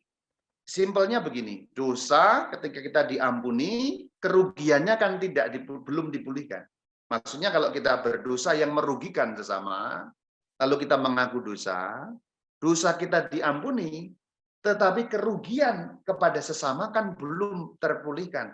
Nah, di situ kita perlu mengadakan silih. Ini kadang-kadang orang lupa juga. Silih itu penting, yaitu orang mengganti apa yang dirugikan. Contoh kalau yang pencurian ya barangnya dikembalikan. Kalau yang difitnah ya nama baiknya dipulihkan dan sebagainya sejauh apa yang sudah dilakukan sebagai kerugian kepada sesama. Tapi memang ada dosa-dosa yang sifatnya kepada diri sendiri tanpa merugikan, yaitu silihnya bebas bagaimana kita. Tapi kalau yang berdosa kepada sesama, itu silihnya tentu kita harus melakukannya juga. Nah, begitu mengenai dosa mortal dan bagaimana memperbaikinya supaya kita batal ke neraka. Demikian presentasi yang dapat saya lakukan. Semoga sedikit menjadi pancingan untuk tanya jawab ya. Maka saya mengakhiri, Shalom Alaikum. Alaikum Shalom. Ya, terima kasih Rama Bayu atas pengajarannya. Ini sepertinya banyak pertanyaan. Untuk Bapak Ibu, jika mau bertanya bisa langsung direct message ke Anne ya. Jadi intinya ini pengajaran hari ini tentang neraka ini, tentang sengsara kekal ini, ada poinnya itu reminder ya buat kita semua, kalau hidup di dunia ini itu benar-benar satu-satunya kesempatan kita, jadi kita harus senantiasa berjaga-jaga karena kita nggak tahu kapan kita mati. Sedangkan benar-benar waktu kita bertobat untuk biar nggak masuk neraka ini, istilahnya itu hanya benar-benar cuman ya sekarang ini kesempatan kita. Nah, untuk sebelum masuk waktu kekal ya. Ya, sebelum masuk waktu kekal. Jadi this is the only chance ya. Jangan sampai disia-siakan. Untuk pertanyaannya bisa oleh Cik Shirley. Waduh. Pertanyaan ya, Maya. Silakan. Rama, aku mau nanya dulu nih, Maya. Tadi yang mengenai silih ya, Maya. Itu kan di saat kita itu berdosa mortal gitu di dunia ini, terus tapi di saat detik-detik terakhir mau mati nih kita udah tobat. Jadi kan belum sempat melakukan silih gitu kan, Ma. Cuman kan ibaratnya kita udah batal ke neraka kan, karena kita udah benar-benar melakukan pertobatan sempurna gitu. Yes. Nah, tapi kan konsekuensi dari dosa tersebut kan ada, Ma. Iya. Apakah itu yang jadi surga yang tertunda makanya ada api penyucian? Iya. Kemungkinan penilaiannya secara manusiawi sulit kita pahami, tetapi penilaian kita kembalikan kepada Allah, dan itu ada di dalam KGK bahwa bagaimanapun semua tadi ini kan cara kita memahami secara manusiawi ya. Tuhan memberi kita cara memahami secara manusiawi, tetapi penilaian yang sesungguhnya tentulah pada Tuhan. Tetapi inti yang paling penting kita batal ke neraka. Apakah langsung kepada kebahagiaan abadi atau tertunda, itu bagaimana Tuhan yang mengenal seluruh isi hati dan seluruh hal yang tidak bisa dilihat oleh manusia, tentu yang memberikan penilaian bagaimanapun kan Tuhan sendiri. Tapi yang paling penting poinnya adalah batal ke neraka itu loh. Apakah itu langsung atau tidak, tanda petik menjadi kurang penting. Karena yang paling penting adalah batal ke neraka. Batalnya kemudian bisa langsung kepada kemuliaan surgawi, atau kemuliaan surgawi dengan melalui purgatori. Itu sebenarnya kan dalam arti tertentu, oke lah gitu ya. Kalaupun kita nggak bisa langsung, ya kita tertunda sebentar, nggak apa-apa juga gitu.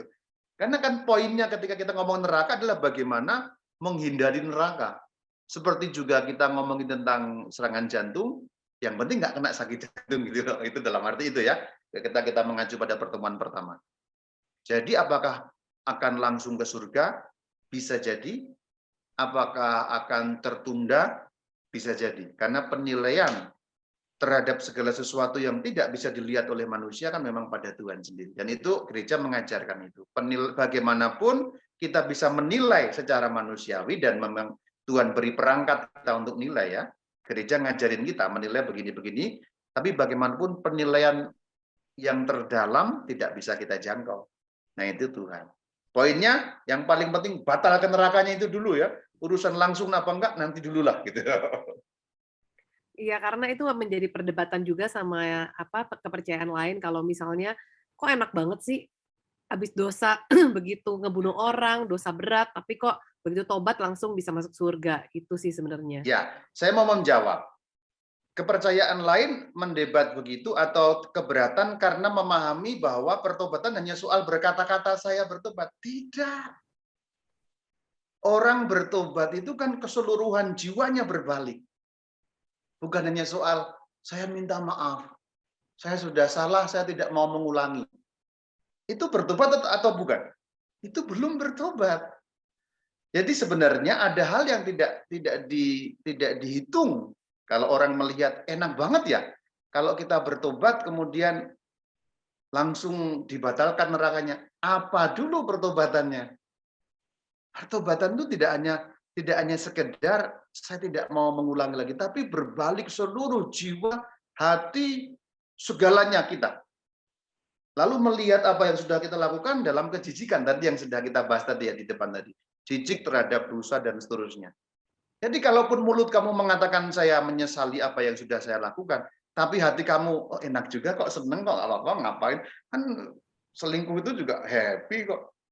Kalau kamu masuk ruang pengakuan dengan mengatakan aku telah berdosa kepada pasanganku, tapi dalam hatimu masih ada orang lain melakukannya loh. Itu sama sekali bukan pertobatan. Nah, keluasan memahami apa itu pertobatan menjadi penting dalam hal ini. Maka enak banget apa enggak? Enggak enak. Karena Tuhan menuntut pertobatan hati sampai dalam-dalam loh. Iya. Artinya Tuhan tidak bisa dikibulin oleh kita karena Tuhan melihat apa yang di dalam hati, di dalam jiwa, berbalik apa tidak itu. Nah gitu ya. Kalau kita melihat keseluruhan sifat dari pertobatan itu lalu menjadi tidak simpel gitu. Tidak enak dalam arti kok gampang banget ya? Tidak gampang. Sekarang saya ajak untuk berpikir sedikit ya. Melakukan dosa yang paling gampang. Pornografi. Menonton pornografi ini banyak orang melakukannya. Menurut survei, banyak orang melakukannya. Terus mengaku dosa. Tapi benarkah di dalam hati tidak membenarkan perilaku itu? Atau sedikit ada excuse? Atau apapun itu? Benarkah? Ketika melihat pornografi, lalu kita mengentengkan itu karena tidak ada yang dirugikan kan dengan pornografi. Daripada saya mencuri, daripada saya korupsi, pornografi siapa yang dirugikan? Apakah tidak ada semacam sedikit excuse dalam hati kita mengenai itu, lalu mengentengkan dosa? Belum tentu loh. Berarti tidak sederhana persoalan pertobatan ini. Nah gitu Shirley. Semoga lebih spektrumnya lebih ketangkep ya. Jadi nggak sesimpel itu ya Maya pertobatan ya. Yes. Oke, aku lanjut ke ini ya pertanyaan ya Maya. Dalam kredo aku percaya, mengapa disebutkan Tuhan Yesus turun ke tempat penantian? Maksudnya kemanakah Tuhan Yesus? Ke neraka atau api penyucian? Kenapa Tuhan Yesus tidak langsung ke surga? Padahal Tuhan bisa langsung ke surga gitu. Ya, nyambung itu pertanyaan 1 dan 2. Kalau Tuhan langsung ke surga, ada yang ketinggalan. Justru Tuhan ke tempat penantian itu karena ada yang harus dibebaskan dari situ. Siapa? Begini ceritanya. Orang-orang perjanjian lama yang setia kepada Tuhan, itu kan tidak masuk kepada hukuman kekal. Tapi mereka belum bisa masuk kebahagiaan kekal karena kebahagiaan kekal masih tertutup. Lalu di mana mereka? Di tempat penantian. Tuhan Yesus ke tempat penantian untuk membawa mereka menuju pada surga. Jadi tempat penantian itu simpelnya apa? Tempat sekali lagi tanda petik loh ya, karena yang di situ kan jiwa mereka. Contoh Abraham, Ishak, Yakub, orang nabi-nabi perjanjian lama itu kan orang-orang yang setia kepada Tuhan. Ya gampangnya Abraham, Ishak, Yakub lah. Mereka kan setia kepada Tuhan ya, terbukti imannya gitu. Mereka tidak masuk siksaan kekal, tapi mereka belum bisa masuk kebahagiaan surga. Surga tertunda untuk orang perjanjian lama itu namanya tempat penantian. Nah, begitu Sang Kristus naik ke surga, tempat penantian tidak ada lagi. Jadi bahasa simpelnya, untuk memudahkan menggambarkan, tempat penantian itu purgatorium perjanjian lama. Tentu tanda petik di sini ya, pemahamannya. Jadi sudah jelas mereka masuk ke surga, tapi belum bisa masuk, nunggu pintunya dibuka oleh Sang Kristus, lalu dijemput oleh Sang Kristus ke tempat penantian, lalu dibawa masuk ke surga. Nah, setelah surga terbuka, maka tempat penantian tidak ada lagi, karena itu hanya berfungsi untuk orang perjanjian lama sebelum kedatangan Sang Kristus. Sebenarnya tempat penantian dan purgatorium itu punya substansi yang sama. Coba Shirley, kebayang ya? Purgatorium kan untuk mereka yang sudah jelas kebahagiaan abadi. Tempat penantian untuk mereka yang sudah jelas kebahagiaan abadi, tapi belum saatnya, karena Sang Kristus belum naik ke surga. Hanya perbedaannya, tempat penantian ini perjanjian lama, purgatori setelah kedatangan Kristus. Perjanjian baru. Tapi substansinya sama. Tapi berbeda, karena purgatori hanya berlaku setelah Sang Kristus lahir, atau dalam arti setelah kedatangan Sang Kristus. Tempat penantian sebelum kedatangan Sang Kristus. Tapi sebenarnya tempat penantian dan purgatorium substansinya sama. Hanya masa atau zamannya berbeda. Kira-kira ketangkep ya maksudnya? Iya. Ketangkep, Mah. Mah, berarti, tunggu, Mah. Berarti kalau misalnya tempat penantian itu kayak api penyucian di perjanjian baru setelah Yesus ya? Kalau purgatori itu seperti tempat penantian versi perjanjian baru gitu ya. Jadi setelah Yesus turun ke tempat penantian, bawa mereka semua ke atas, mereka udah ke surga ya, Maya? Betul. Berarti tempat penantian nggak ada lagi gitu. Itu persis seperti nanti pada akhir zaman purgatori nggak ada lagi. Oh iya. Ya. Jadi sebenarnya yang membedakan hanya masa saja. Oh iya, itu yang aku bingungin juga sih, Mah. Di saat akhir zaman nanti, api penyucian itu kan udah nggak ada ya. Betul. Kebangkitan badan ya, Maya. Terus untuk orang-orang yang tertinggal di bumi ini kan nanti langsung diadili ya, Maya. Betul.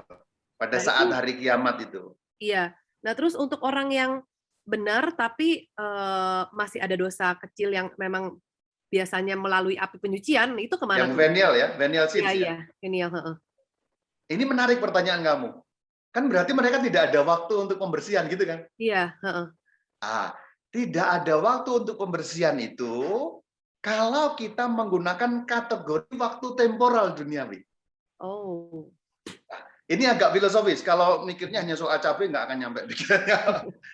Tapi begitu akhir zaman kan berarti waktu temporal duniawi kan tidak ada lagi. Semua orang masuk waktu kekal. Sedangkan dalam waktu kekal, itu kan berarti tidak ada lagi lama, sebentar, durasi. Nah, saya pelan-pelan ya, karena sangat filosofis. Berarti tetap ada waktu, bukan? Meskipun secara duniawi kita berpikir, kan saat itu kiamat. Lalu waktunya kapan? Nah, itu kan waktu kita duniawi, bahwa pada detik itu, lalu tidak ada waktu karena kita mengenal waktu lampau, sekarang, nanti. Tapi waktu kekal bukankah selalu ada waktu? Jadi entah bagaimana, itu memang misteri juga bagi kita. Karena waktu kekal kita bisa membayangkan secara abstrak, tapi kan nggak pernah mengalami seperti apa. Itu repotnya kan. Kita bisa membayangkan, membicarakan, membuat omongan secara filosofis, tapi kita nggak pernah mengalami waktu kekal itu. Jadi kita mengandaikan. Tetapi secara filosofis, dalam pikiran yang abstrak, itu mungkin terjadi. Artinya, secara bahasa duniawi, ada waktu untuk purgatorium. Karena di alam kekal kan tidak ada sedetik, 2 detik, 2 hari, 3 hari, 4 hari, 5 hari, kan tidak ada ukuran seperti itu. Nah, semoga yang filosofis ini rada terpahami ya. Tapi pokoknya tetap aja ada keadilan Tuhan ya Maya di situ ya. Iya Karena betul. di saat akhir zaman itu memang waktu katanya berhenti ya, mau udah langsung kekal ya di saat itu. Iya ya. betul. Karena sebenarnya kalau kita masuk dalam waktu kekal, kembali supaya sedikit juga menguraikan keruwetan filosofis tadi itu ya. Kalau orang mati yang sekarang 2021, gampang anggaplah kiamat 3021 ya. Kita ngomong ngawur lah, tapi anggaplah 3021. Berarti kalau orang meninggalnya 2021 di purgatori dia mengalami 1000 tahun gitu kan. Kalau ada yang meninggalnya 3020, berarti dia mati hanya setahun di purgatori. Setahun dan 1000 tahun berarti kan beda ya, Romo. Tapi perbedaan setahun dan 1000 tahun adalah perbedaan yang tercipta karena konsep kategori waktu kita duniawi ini. Untuk mereka yang di purgatori, 1000 dan setahun itu nggak ada bedanya.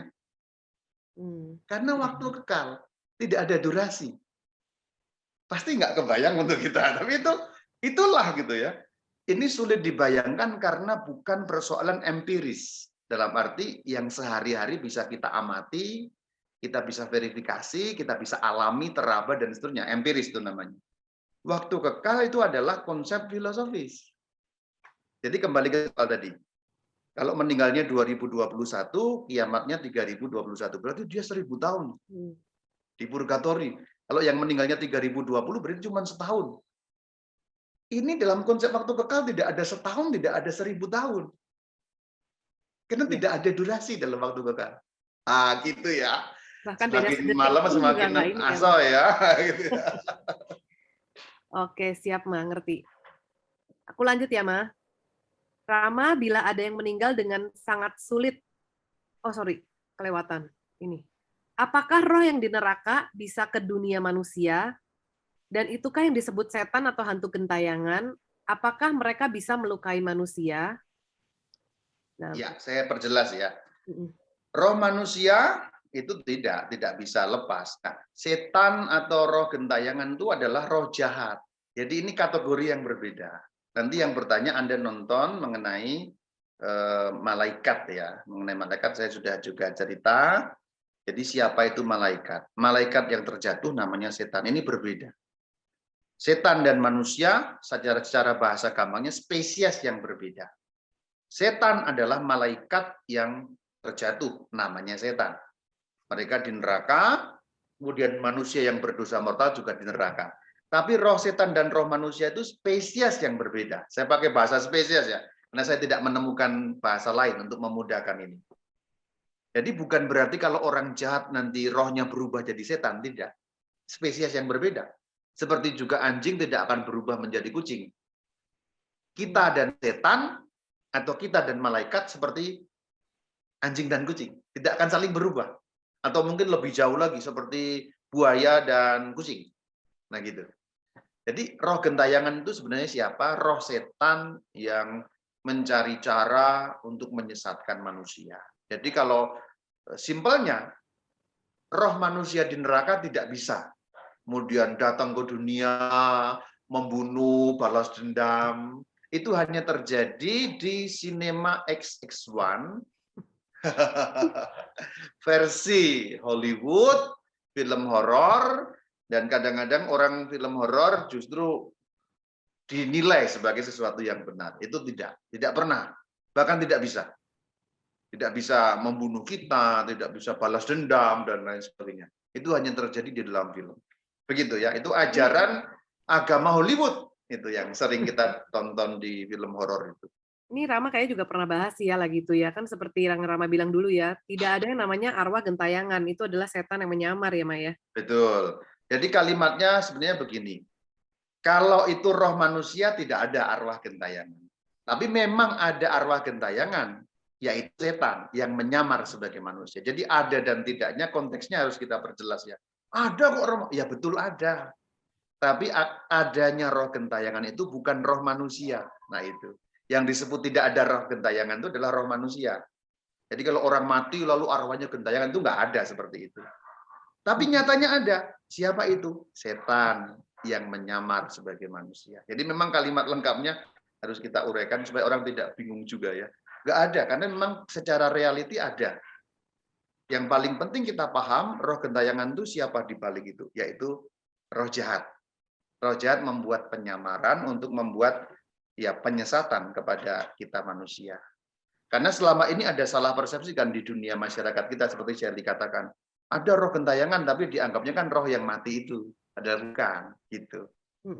Thank you sudah mengingatkan persoalan mengenai itu. Rama, tapi aku pernah baca ya Rama, kalau misalnya roh di api penyucian itu dengan seizin Allah itu bisa ya? Roh di api penyucian dengan seizin Allah bisa, tetapi kasus yang sangat langka dan juga meminta tolong kepada orang-orang yang ya extraordinary juga. Padre Pio gitu ya? Ya, itu sangat mungkin pada orang-orang suci. Jadi kalau Rama Bayu didatangi roh dari api penyucian tuh ya kayaknya enggak, masih kurang suci lah. Gampang itu mendeteksinya kepada diri kita sendiri aja sebenarnya. Kalau kita nggak terlalu suci, masa iya ada orang yang minta tolong dan Allah mengizinkan kepada Rama Bayu. Defisit itu nanti. Bisa lah, Ma. Aku lanjut ya, Ma. Oke. Rama, bila ada yang meninggal dengan sangat sulit atau tersiksa, apakah itu berarti orang tersebut okultisme? Lalu bila ada yang okultisme sebelum meninggal sudah dibaptis, kemudian meninggal dalam keadaan tenang, apakah berarti orang tersebut sudah bersih? Meninggal yang sulit sebabnya macam-macam. Kalau memang sifatnya yang okultisme itu biasanya begini, sebenarnya tubuhnya sudah tidak menopang tapi nggak mati-mati. Itu umumnya karena okultisme. Tapi kalau meninggal sulit karena sebab-sebab jasmani ya, mungkin karena sakit, penyakit itu bisa. Hanya kalau okultisme itu ada tandanya sih. Simpelnya adalah dia sulit mati padahal secara medis, secara apa sudah tidak mungkin bertahan. Ada sesuatu yang lain yang menahan. Tujuannya apa? Roh okultisme itu menahan orang ini untuk menyiksa orang itu. Jadi itu penyiksaan yang dilakukan oleh roh jahat sesungguhnya.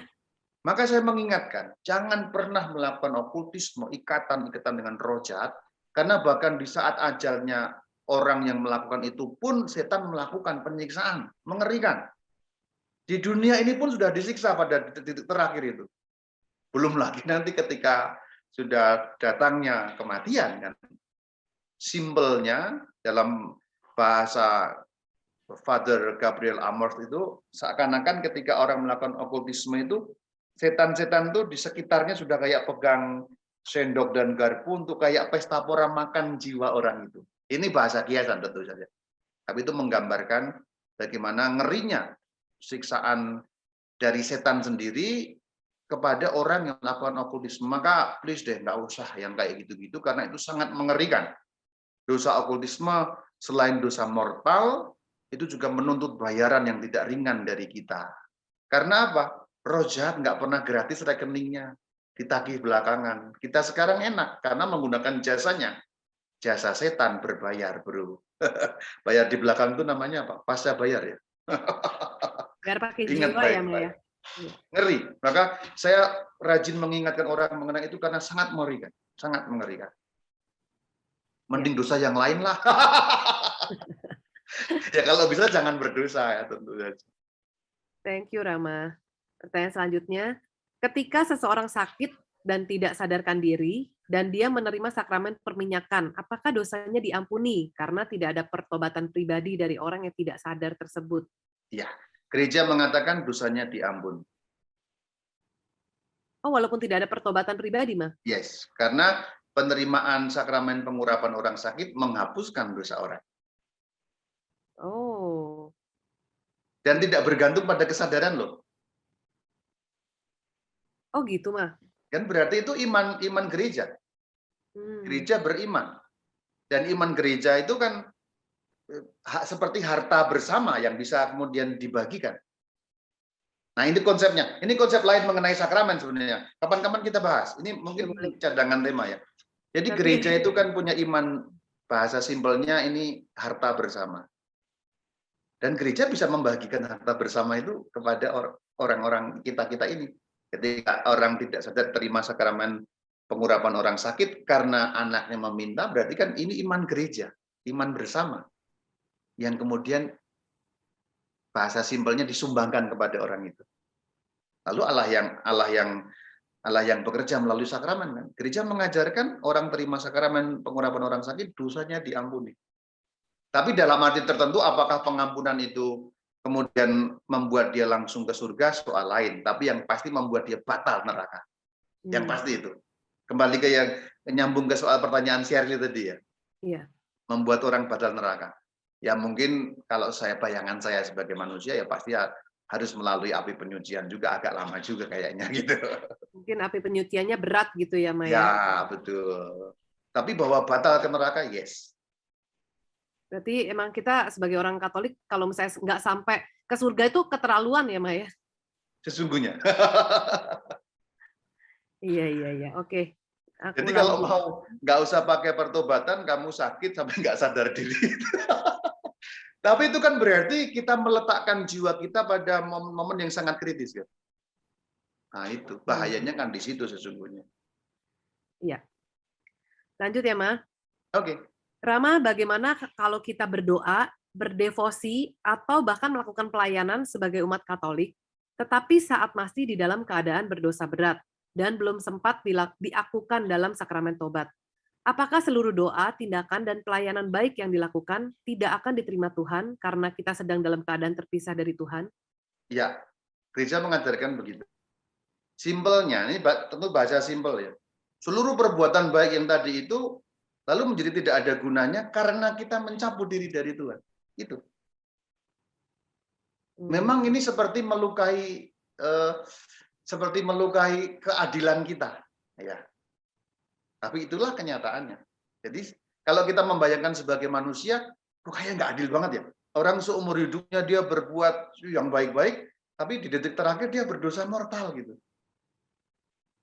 Tapi saya punya gambaran tentang colok-menyolok tadi itu. Saya kasih tahu. Ini akan sedikit mengurangi tekanan kayaknya nggak adil gitu. Colokan tadi itu kalau yang simple cuman ada satu lampu. Perbuatan baik saya bayangkan lampunya makin banyak, lalu ada lampu hias segala macam, makin banyak rangkaiannya, makin cantik, makin hebat, nggak cuma satu. Tapi kan colokannya cuma satu. Nah begitu colokannya dicabut, lampu indah yang berbagai macam tadi bakal hidup apa enggak? Enggak hidup, mati, semua lampu mati karena colokannya dicabut. Nah, kalau kita menggambarkan seperti itu, lalu adil juga gitu. Jadi satu lampu dengan dicolok, jadi berbuat baik satu lampu ya, dicolok hidup. Berbuat baiknya banyak, 2 lampu, 3 lampu, 5 lampu, 1000 lampu, dan makin indah. Tapi kan seluruh lampu ini tadi bergantung pada colokan itu. Nah, itulah keadilannya. Jadi kalau kita membayangkan dengan cara itu, adil juga. Gitu ya? Iya. Oke, Rama. Rama, ini ada pertanyaan, gimana pandangan gereja Katolik tentang orang yang udah meninggal, dikremasi, terus karena nggak tahu abunya ditebar ke laut, gitu loh. Nanti ya, karena dibangkitkan itu gimana? Karena nggak tahu ya sudah, nggak tahu kok. Yang melakukannya berarti yang melakukan, ya mohon ampun lah. Tuhan saya nggak tahu, saya minta diampuni ya. Sudah, terima sakramen tobat. Lalu sebagai silih, Anda yang sudah terlanjur salah itu mewartakan. Jadi sering-sering ngasih tahu gini loh, ini kalau ini jangan ditebar gitu. Saya kira 2 itu yang dapat Anda lakukan. Ya salah nggak? Ya salah gitu. Tapi kan nggak tahu, ya nggak tahu tetap salah gitu. Meskipun salahnya terkurangi, tapi bukan berarti nggak salah. Salah. Alkitab juga mengatakan orang yang nggak tahu tetap mendatangkan hukuman atau pukulan, tapi pukulannya lebih sedikit. Gereja juga mengajarkan ketidaktahuan tidak menghapus kesalahan, tetap salah. Maka saran praktisnya, kalau Anda pernah melakukan itu menebar, untuk yang melakukan ya, berarti dua. Satu, menerima sakramen tobat ya. Pemuji Romo, saya sudah salah kemarin gini-gini. Lalu membuat silih untuk diri sendiri, menjadi pewarta mengenai itu. Sering menyampaikan, sering ngasih tahu supaya jangan sampai ada lagi yang orang melakukan salah. Tapi kalau untuk arwahnya ya nggak ada soal gitu. Bagaimanapun kita memperlakukan itu tuh untuk yang meninggal tidak ada pengaruhnya. Itu sama dengan cara mati. Mau raganya utuh, mau mati dalam keadaan cantik, keadaan cakep, hancur berkeping-keping atau bahkan nggak ditemukan, nggak ada pengaruhnya untuk yang mati. Jadi begini ya konsepnya ya. Raga itu diperlakukan bagaimana atau nasibnya raga itu bagaimana, tidak akan ada pengaruh bagi jiwa orang yang sudah mati itu. Ngerti ya? Gitu ya. Baik dari cara matinya, baik cara memperlakukannya. Tapi kenapa kita memperlakukan dengan baik? Karena kita punya iman pada kebangkitan badan. Berarti jenazah itu pribadi manusia. Maka kita perlakukan jenazah juga dengan baik karena nanti akhir zaman akan dibangkitkan. Jadi lebih karena itu, kenapa kita memperlakukan jenazah dengan baik itu lebih karena iman tentang kebangkitan badan, bukan karena ada pengaruh kepada jiwa yang mati. Nah gitu ya. Sering-sering orang itu karena mendengarkan pengajaran dari kepercayaan lain, cara memperlakukan raga itu berpengaruh pada jiwa. Oh tidak, ini sudah dipisah. Karena pada saat kematian, raga dan jiwa kan berpisah. Jadi apapun yang kamu lakukan dengan raga orang yang sudah mati ini tidak akan punya pengaruh kepada jiwanya. Kalau di film-film Hollywood kan supaya tersiksa, jiwanya kita ikat, kita siksa jiwa raganya. Jadi orang mati. Karena ini musuh, kita mutilasi supaya nanti jiwanya tersiksa. Nggak ada pengaruhnya, bro. Karena itu sudah pisah. Gitu, gitu ya konsepnya ya. Iya, tapi penjelasan Rama ini benar-benar ngebuka pikiran juga loh. Kalau misalnya kita mikirinnya justru orang berpikiran pada arwahnya, padahal sebenarnya arwahnya mah nggak ada urusan lagi gitu ya, Maya. Nggak ada urusan lagi, Nggak ada tapi urusan pelakunya lagi. itu. Tapi justru pada pelakunya ya, orang selama ini Ya. malah mikirin arwahnya, mikirin abunya. Ya. Oke. Jadi saya pertegas, karena ini mungkin penting, karena Sherry memberi penegasannya. Jadi kalau kita melakukan salah terhadap apapun prosesi kematian atau pemakaman atau pengkremasian, tidak akan membawa pengaruh apapun pada jiwa orang yang meninggal. Kenapa? Kan sudah dipisahkan. Kematian berarti jiwa dan raga berpisah. Jiwa menjadi diadili atau menjadi masuk dalam pengadilan, raga menjadi busuk karena murni material sekarang. Jadi raga yang tertinggal itu sama dengan yang lain, kayak batu, kayak apa, gitu ya. Jadi tenang, nggak akan ada pengaruhnya. Waduh, kalau ditebar nanti jiwanya gimana, Romo? Bakal hilang apa nggak? Tenang, nggak akan hilang, tenang, gitu ya. Gitu. Ya, oke, thank you Rama. Semoga yang bertanya udah mendapat kejelasan ya, dan siap-siap melakukan silih ya, Maya. Ya, betul. Rama, Firdaus itu apakah api penyucian? Kisah penjahat yang bertobat di sebelah Tuhan Yesus kan masih harus membereskan beberapa dosanya, belum bisa masuk surga. Firdaus itu surga yang seri pertama. Jadi tadi kita membahas neraka versi pertama. Surga versi pertama itu namanya Firdaus. Itu istilah di dalam Alkitab dan juga dalam teologi gereja timur. Jadi Firdaus itu berarti kebahagiaan abadi, tapi yang baru dihuni oleh jiwa saja. Oh. Jadi sama konsepnya dengan tadi, ingat nggak ya? Neraka part 1, part 2 tadi itu. Iya. Neraka part 1 baru dengan jiwa kan? Iya. Nah itu namanya Hades kalau dalam teologi timur. Nah surga part 1 itu namanya Firdaus, paradiso. Oh. Nah surga kekal yang sudah dengan badan kebangkitan itu namanya Uranos, seperti dalam Alkitab. Nah neraka yang sifatnya sudah kekal dengan badan namanya Gehenna. Nah gereja Katolik tidak terlalu ambil pusing dengan nama-nama itu, tapi substansinya ada gitu ya. Paham ya? Maksudnya paham ya? Jadi gereja Katolik nggak secara eksplisit ini namanya ini nggak terlalu ambil pusing dengan namanya, yang penting pengertiannya gitu loh. Tapi kalau gereja timur, teologi timur memang menamai secara eksplisit. Firdaus Kalau penjahat kan hari ini kamu bersama aku di Firdaus. Artinya itu bukan purgatori, itu surga. Surga seri pertama. Artinya kebahagiaan kekal yang sudah dihuni orang, tapi baru jiwanya. Ya. Clear ya? Jadi ini ya Maya, di saat orang meninggal itu plek detik itu juga dia diadili di pengadilan khusus dengan Tuhan Yes. Yesus ya Maya. Yes. Kalau Ya, misalnya dia masuk surga, itu jiwanya dia masuk Firdaus, surga Yes. part 1. Bahasa yang lebih spesifik paradiso atau Firdaus. Jadi Firdaus adalah surga untuk manusia yang baru dengan jiwa, yaitu pada saat detik kematian itu. Itu namanya Firdaus. Setelah pengadilan umum baru surga beneran yang part 2 Yes, itu bersatu bersama dengan Allah dalam tatap arti muka dengan Allah ya. ya visio beatifika itu. Nah, itu Uranos, itu surga dalam arti yang kita doakan Bapa kami yang ada di surga itu. Oke. Ya, thank you Rama. Ini Rama, spektrumnya kan luas sekali ya. Kalau kita nggak teliti mengenai ini, blunder kita ini. Tapi begitu kita membuka satu persatu, makin bulat sebenarnya pemahamannya, nyambung semua gitu. Iya. Rama, kalau saya mau pengakuan dosa itu selalu cari pastor yang nggak kenal. Karena kalau pastor paroki sendiri tuh malu, sungkan gitu mau. Salah nggak sih Ma dengan cara pandang seperti ini? Nggak apa-apa. Jadi kenal apa enggak itu bukan hal yang penting. Karena pengakuan dosa itu hal yang paling penting itu apa? Penyesalan, pertobatan itu yang paling. Jadi soal kenal itu hanya soal perasaan-perasaan kita. Nggak ada soal. Jadi kenal dan nggak kenal itu tidak dipersyaratkan dalam keabsahan. Kenal atau nggak kenal, kalau kamu nggak menyesal ya nggak diampuni, gitu aja, simple. Itu nggak masalah, nggak masalah. Jadi itu kan hanya untuk kita sebagai manusia yang masih ada perasaan gitu ya. Mungkin kan, aduh kalau ke Romo yang kenal, umpamanya nih, saya dengan Kombes Benediktus kan udah mulai kenal gitu, Shirley dengan JJ atau dengan gue, terus kalau aku udah Rama Bayu kayaknya, aduh nanti kalau ini diinget-inget apa ketemu lagi kayak malu kan gitu ya. Jadi enggak jangan kayak yang kenal, ya boleh, nggak masalah, nggak ada soal kan itu. Padahal jujur ya Ma ya, kalau Rama sendiri ingat nggak sih sama dosa orang? Enggak. Enggak kan ya? Enggak.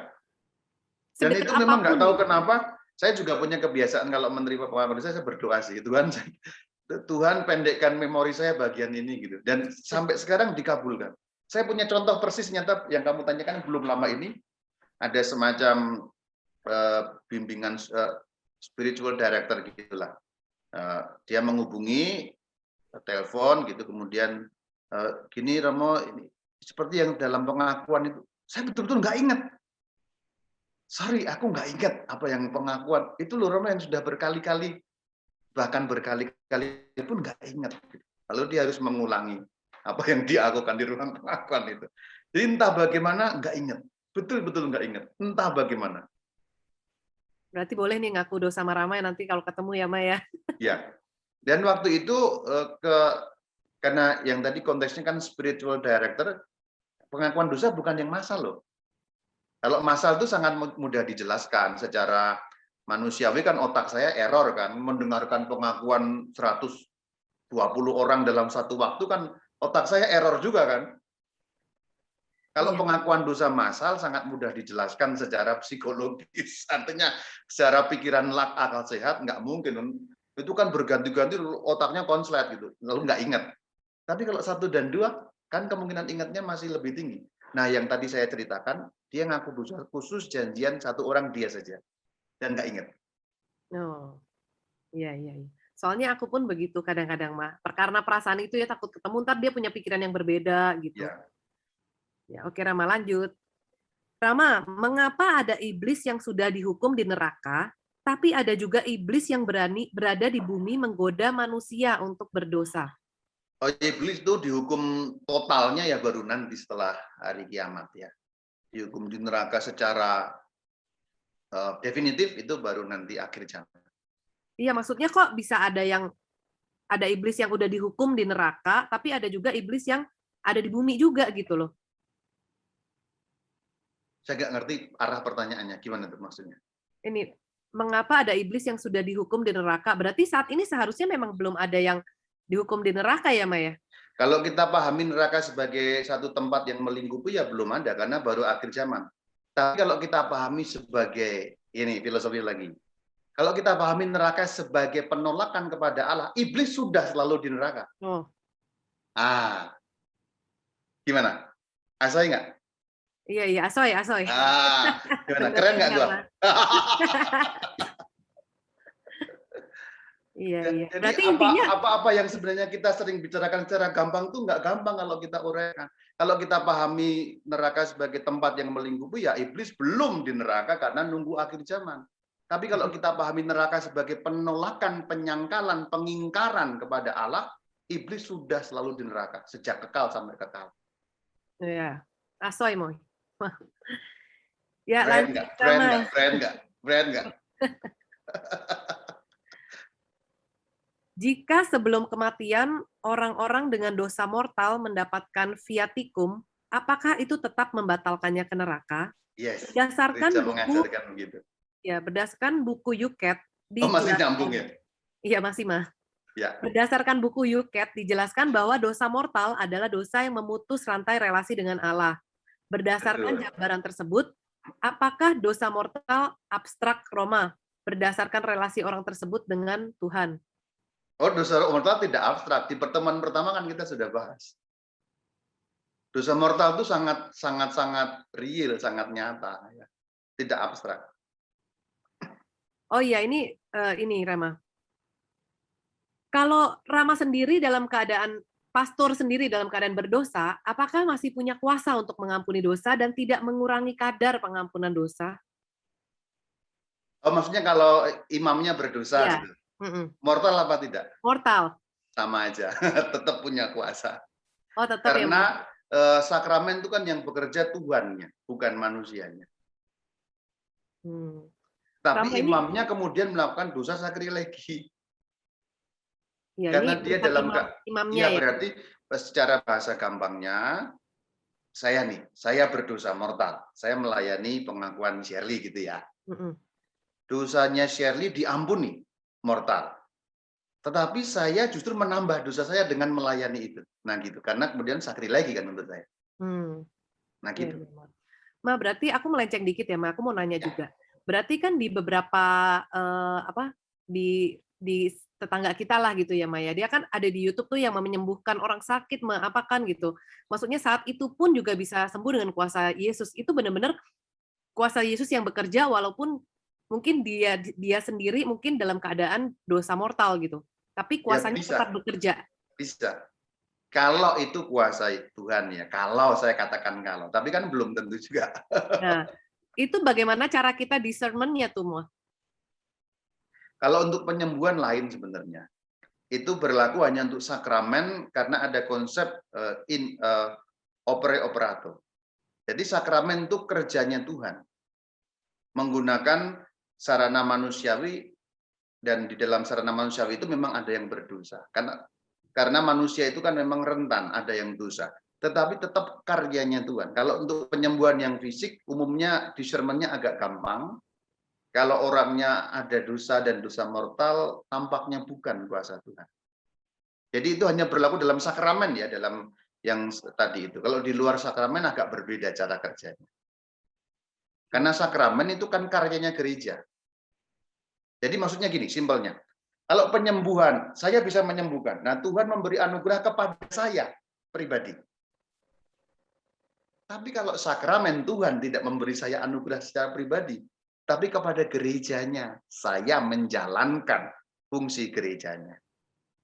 Clear nggak? Ya. Akhir. Rama, 2 pertanyaan terakhir ya.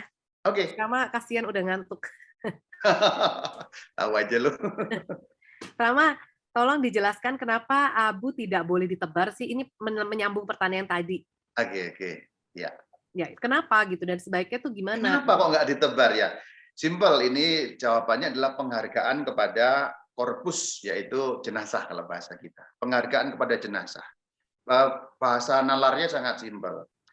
Bagaimanapun abu itu jenazah atau bukan, Shirley? Jenazah. Jenazah. Kalau kita punya orang tua, jangan bayangkan itu wujud abu, tapi wujud jenazah. Kamu bakal buang orang yang kita sayangi ke laut apa enggak?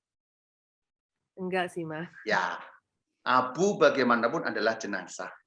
Dan jenazah ditebar berarti kita akan membuang Jenazah. Memang itu wujudnya abu, tapi itu jenazah. Jadi sebenarnya kamu menebar abu jenazah ke laut itu seakan-akan gini. Bahasa vulgarnya adalah bapakku mati, meninggal mati. Maaf ya Pak. Oh ya pasti akan meninggal ya. Umpamanya ayahku tuh meninggal gitu, terus dalam keadaan utuh saya naik kapal, saya buang. Sama nggak dengan membuang abu jenazah? Iya. Sama. Itu sama, bagaimanapun abu adalah jenazah. Dan jenazah dalam ajaran Katolik perlu kita perlakukan dengan baik karena dua alasan. Pertama, itu adalah person orang, pribadi. Kedua, iman tentang kebangkitan. Jadi kita perlu persiapkan orangnya, karena nanti akan dibangkitkan loh badan itu. Maka kita hormati, kita laksanakan dengan cara yang manusiawi, dengan yang tidak dibuang. Jadi keberatan Gereja Katolik membuang abu jenazah karena bagaimanapun itu jenazah. Kita tidak membuang jenazah ke laut dengan cara menebar. Ditenggelamkan beda. Ditenggelamkan itu seperti kita memakamkan di dasar laut. Itulah kenapa jaminannya kalau kita mau ke laut harus yang betul-betul silnya itu tertutup, ya. Jadi betul tertutup. Pemberatnya juga yakinkan betul-betul berat sampai ke dasar, sehingga kepastian sampai di dasar laut itu betul-betul kita dapat jamin. Itu keterangannya. Oke. Pertanyaan terakhir ya, Maya. Oh, tunggu. Kalau bentar, Mah. Bergeser, Mah. Oke. Kalau kita mengalami misalnya sakit penyakit tapi tanpa penyebabnya nggak ada gitu, Maya. Apakah ini bisa dijadikan silih bagi orang lain? Silih untuk kita sendiri ya, itu bisa. Karena itu kan menjadi salib berarti ya. Salib selalu bisa menjadi silih bagi kita. Oh, kalau misalnya untuk orang lain mah kita berdoa Nggak untuk bisa. orang lain. Untuk orang lain itu hanya bisa yang dilakukan adalah indulgensi. Tapi kalau silih ya untuk kita sendiri. Oh, kalau silih itu untuk pribadi masing-masing ya, Maya? Iya, kalau silih itu untuk kita. Tapi kalau indulgensi baru kita bisa aplikasikan untuk orang lain. Ini beda ya, indulgensi dan silih. Oh iya. Karena silih kan saya melakukan, maka perbuatan itu berguna untuk saya, untuk membentuk sikap tobat, memperbaiki diri kan untuk saya. Silih itu namanya. Nah, kalau indulgensi itu bisa kita untuk orang lain yang hidup maupun yang sudah mati. Iya. Jadi ini mungkin masih belum terlalu clear mengenai silih dan indulgensi. Silih perbuatan yang kita lakukan sebagai bentuk dari pertobatan kita, atau simpelnya membuat hidup kita lebih baik gitulah. Kan tidak membuat orang lain lebih baik gitu ya, kita. Tapi kalau indulgensi bantuan rohani yang bisa disumbangkan untuk orang lain. Berarti bisa untuk orang lain. Gitu. Oh iya.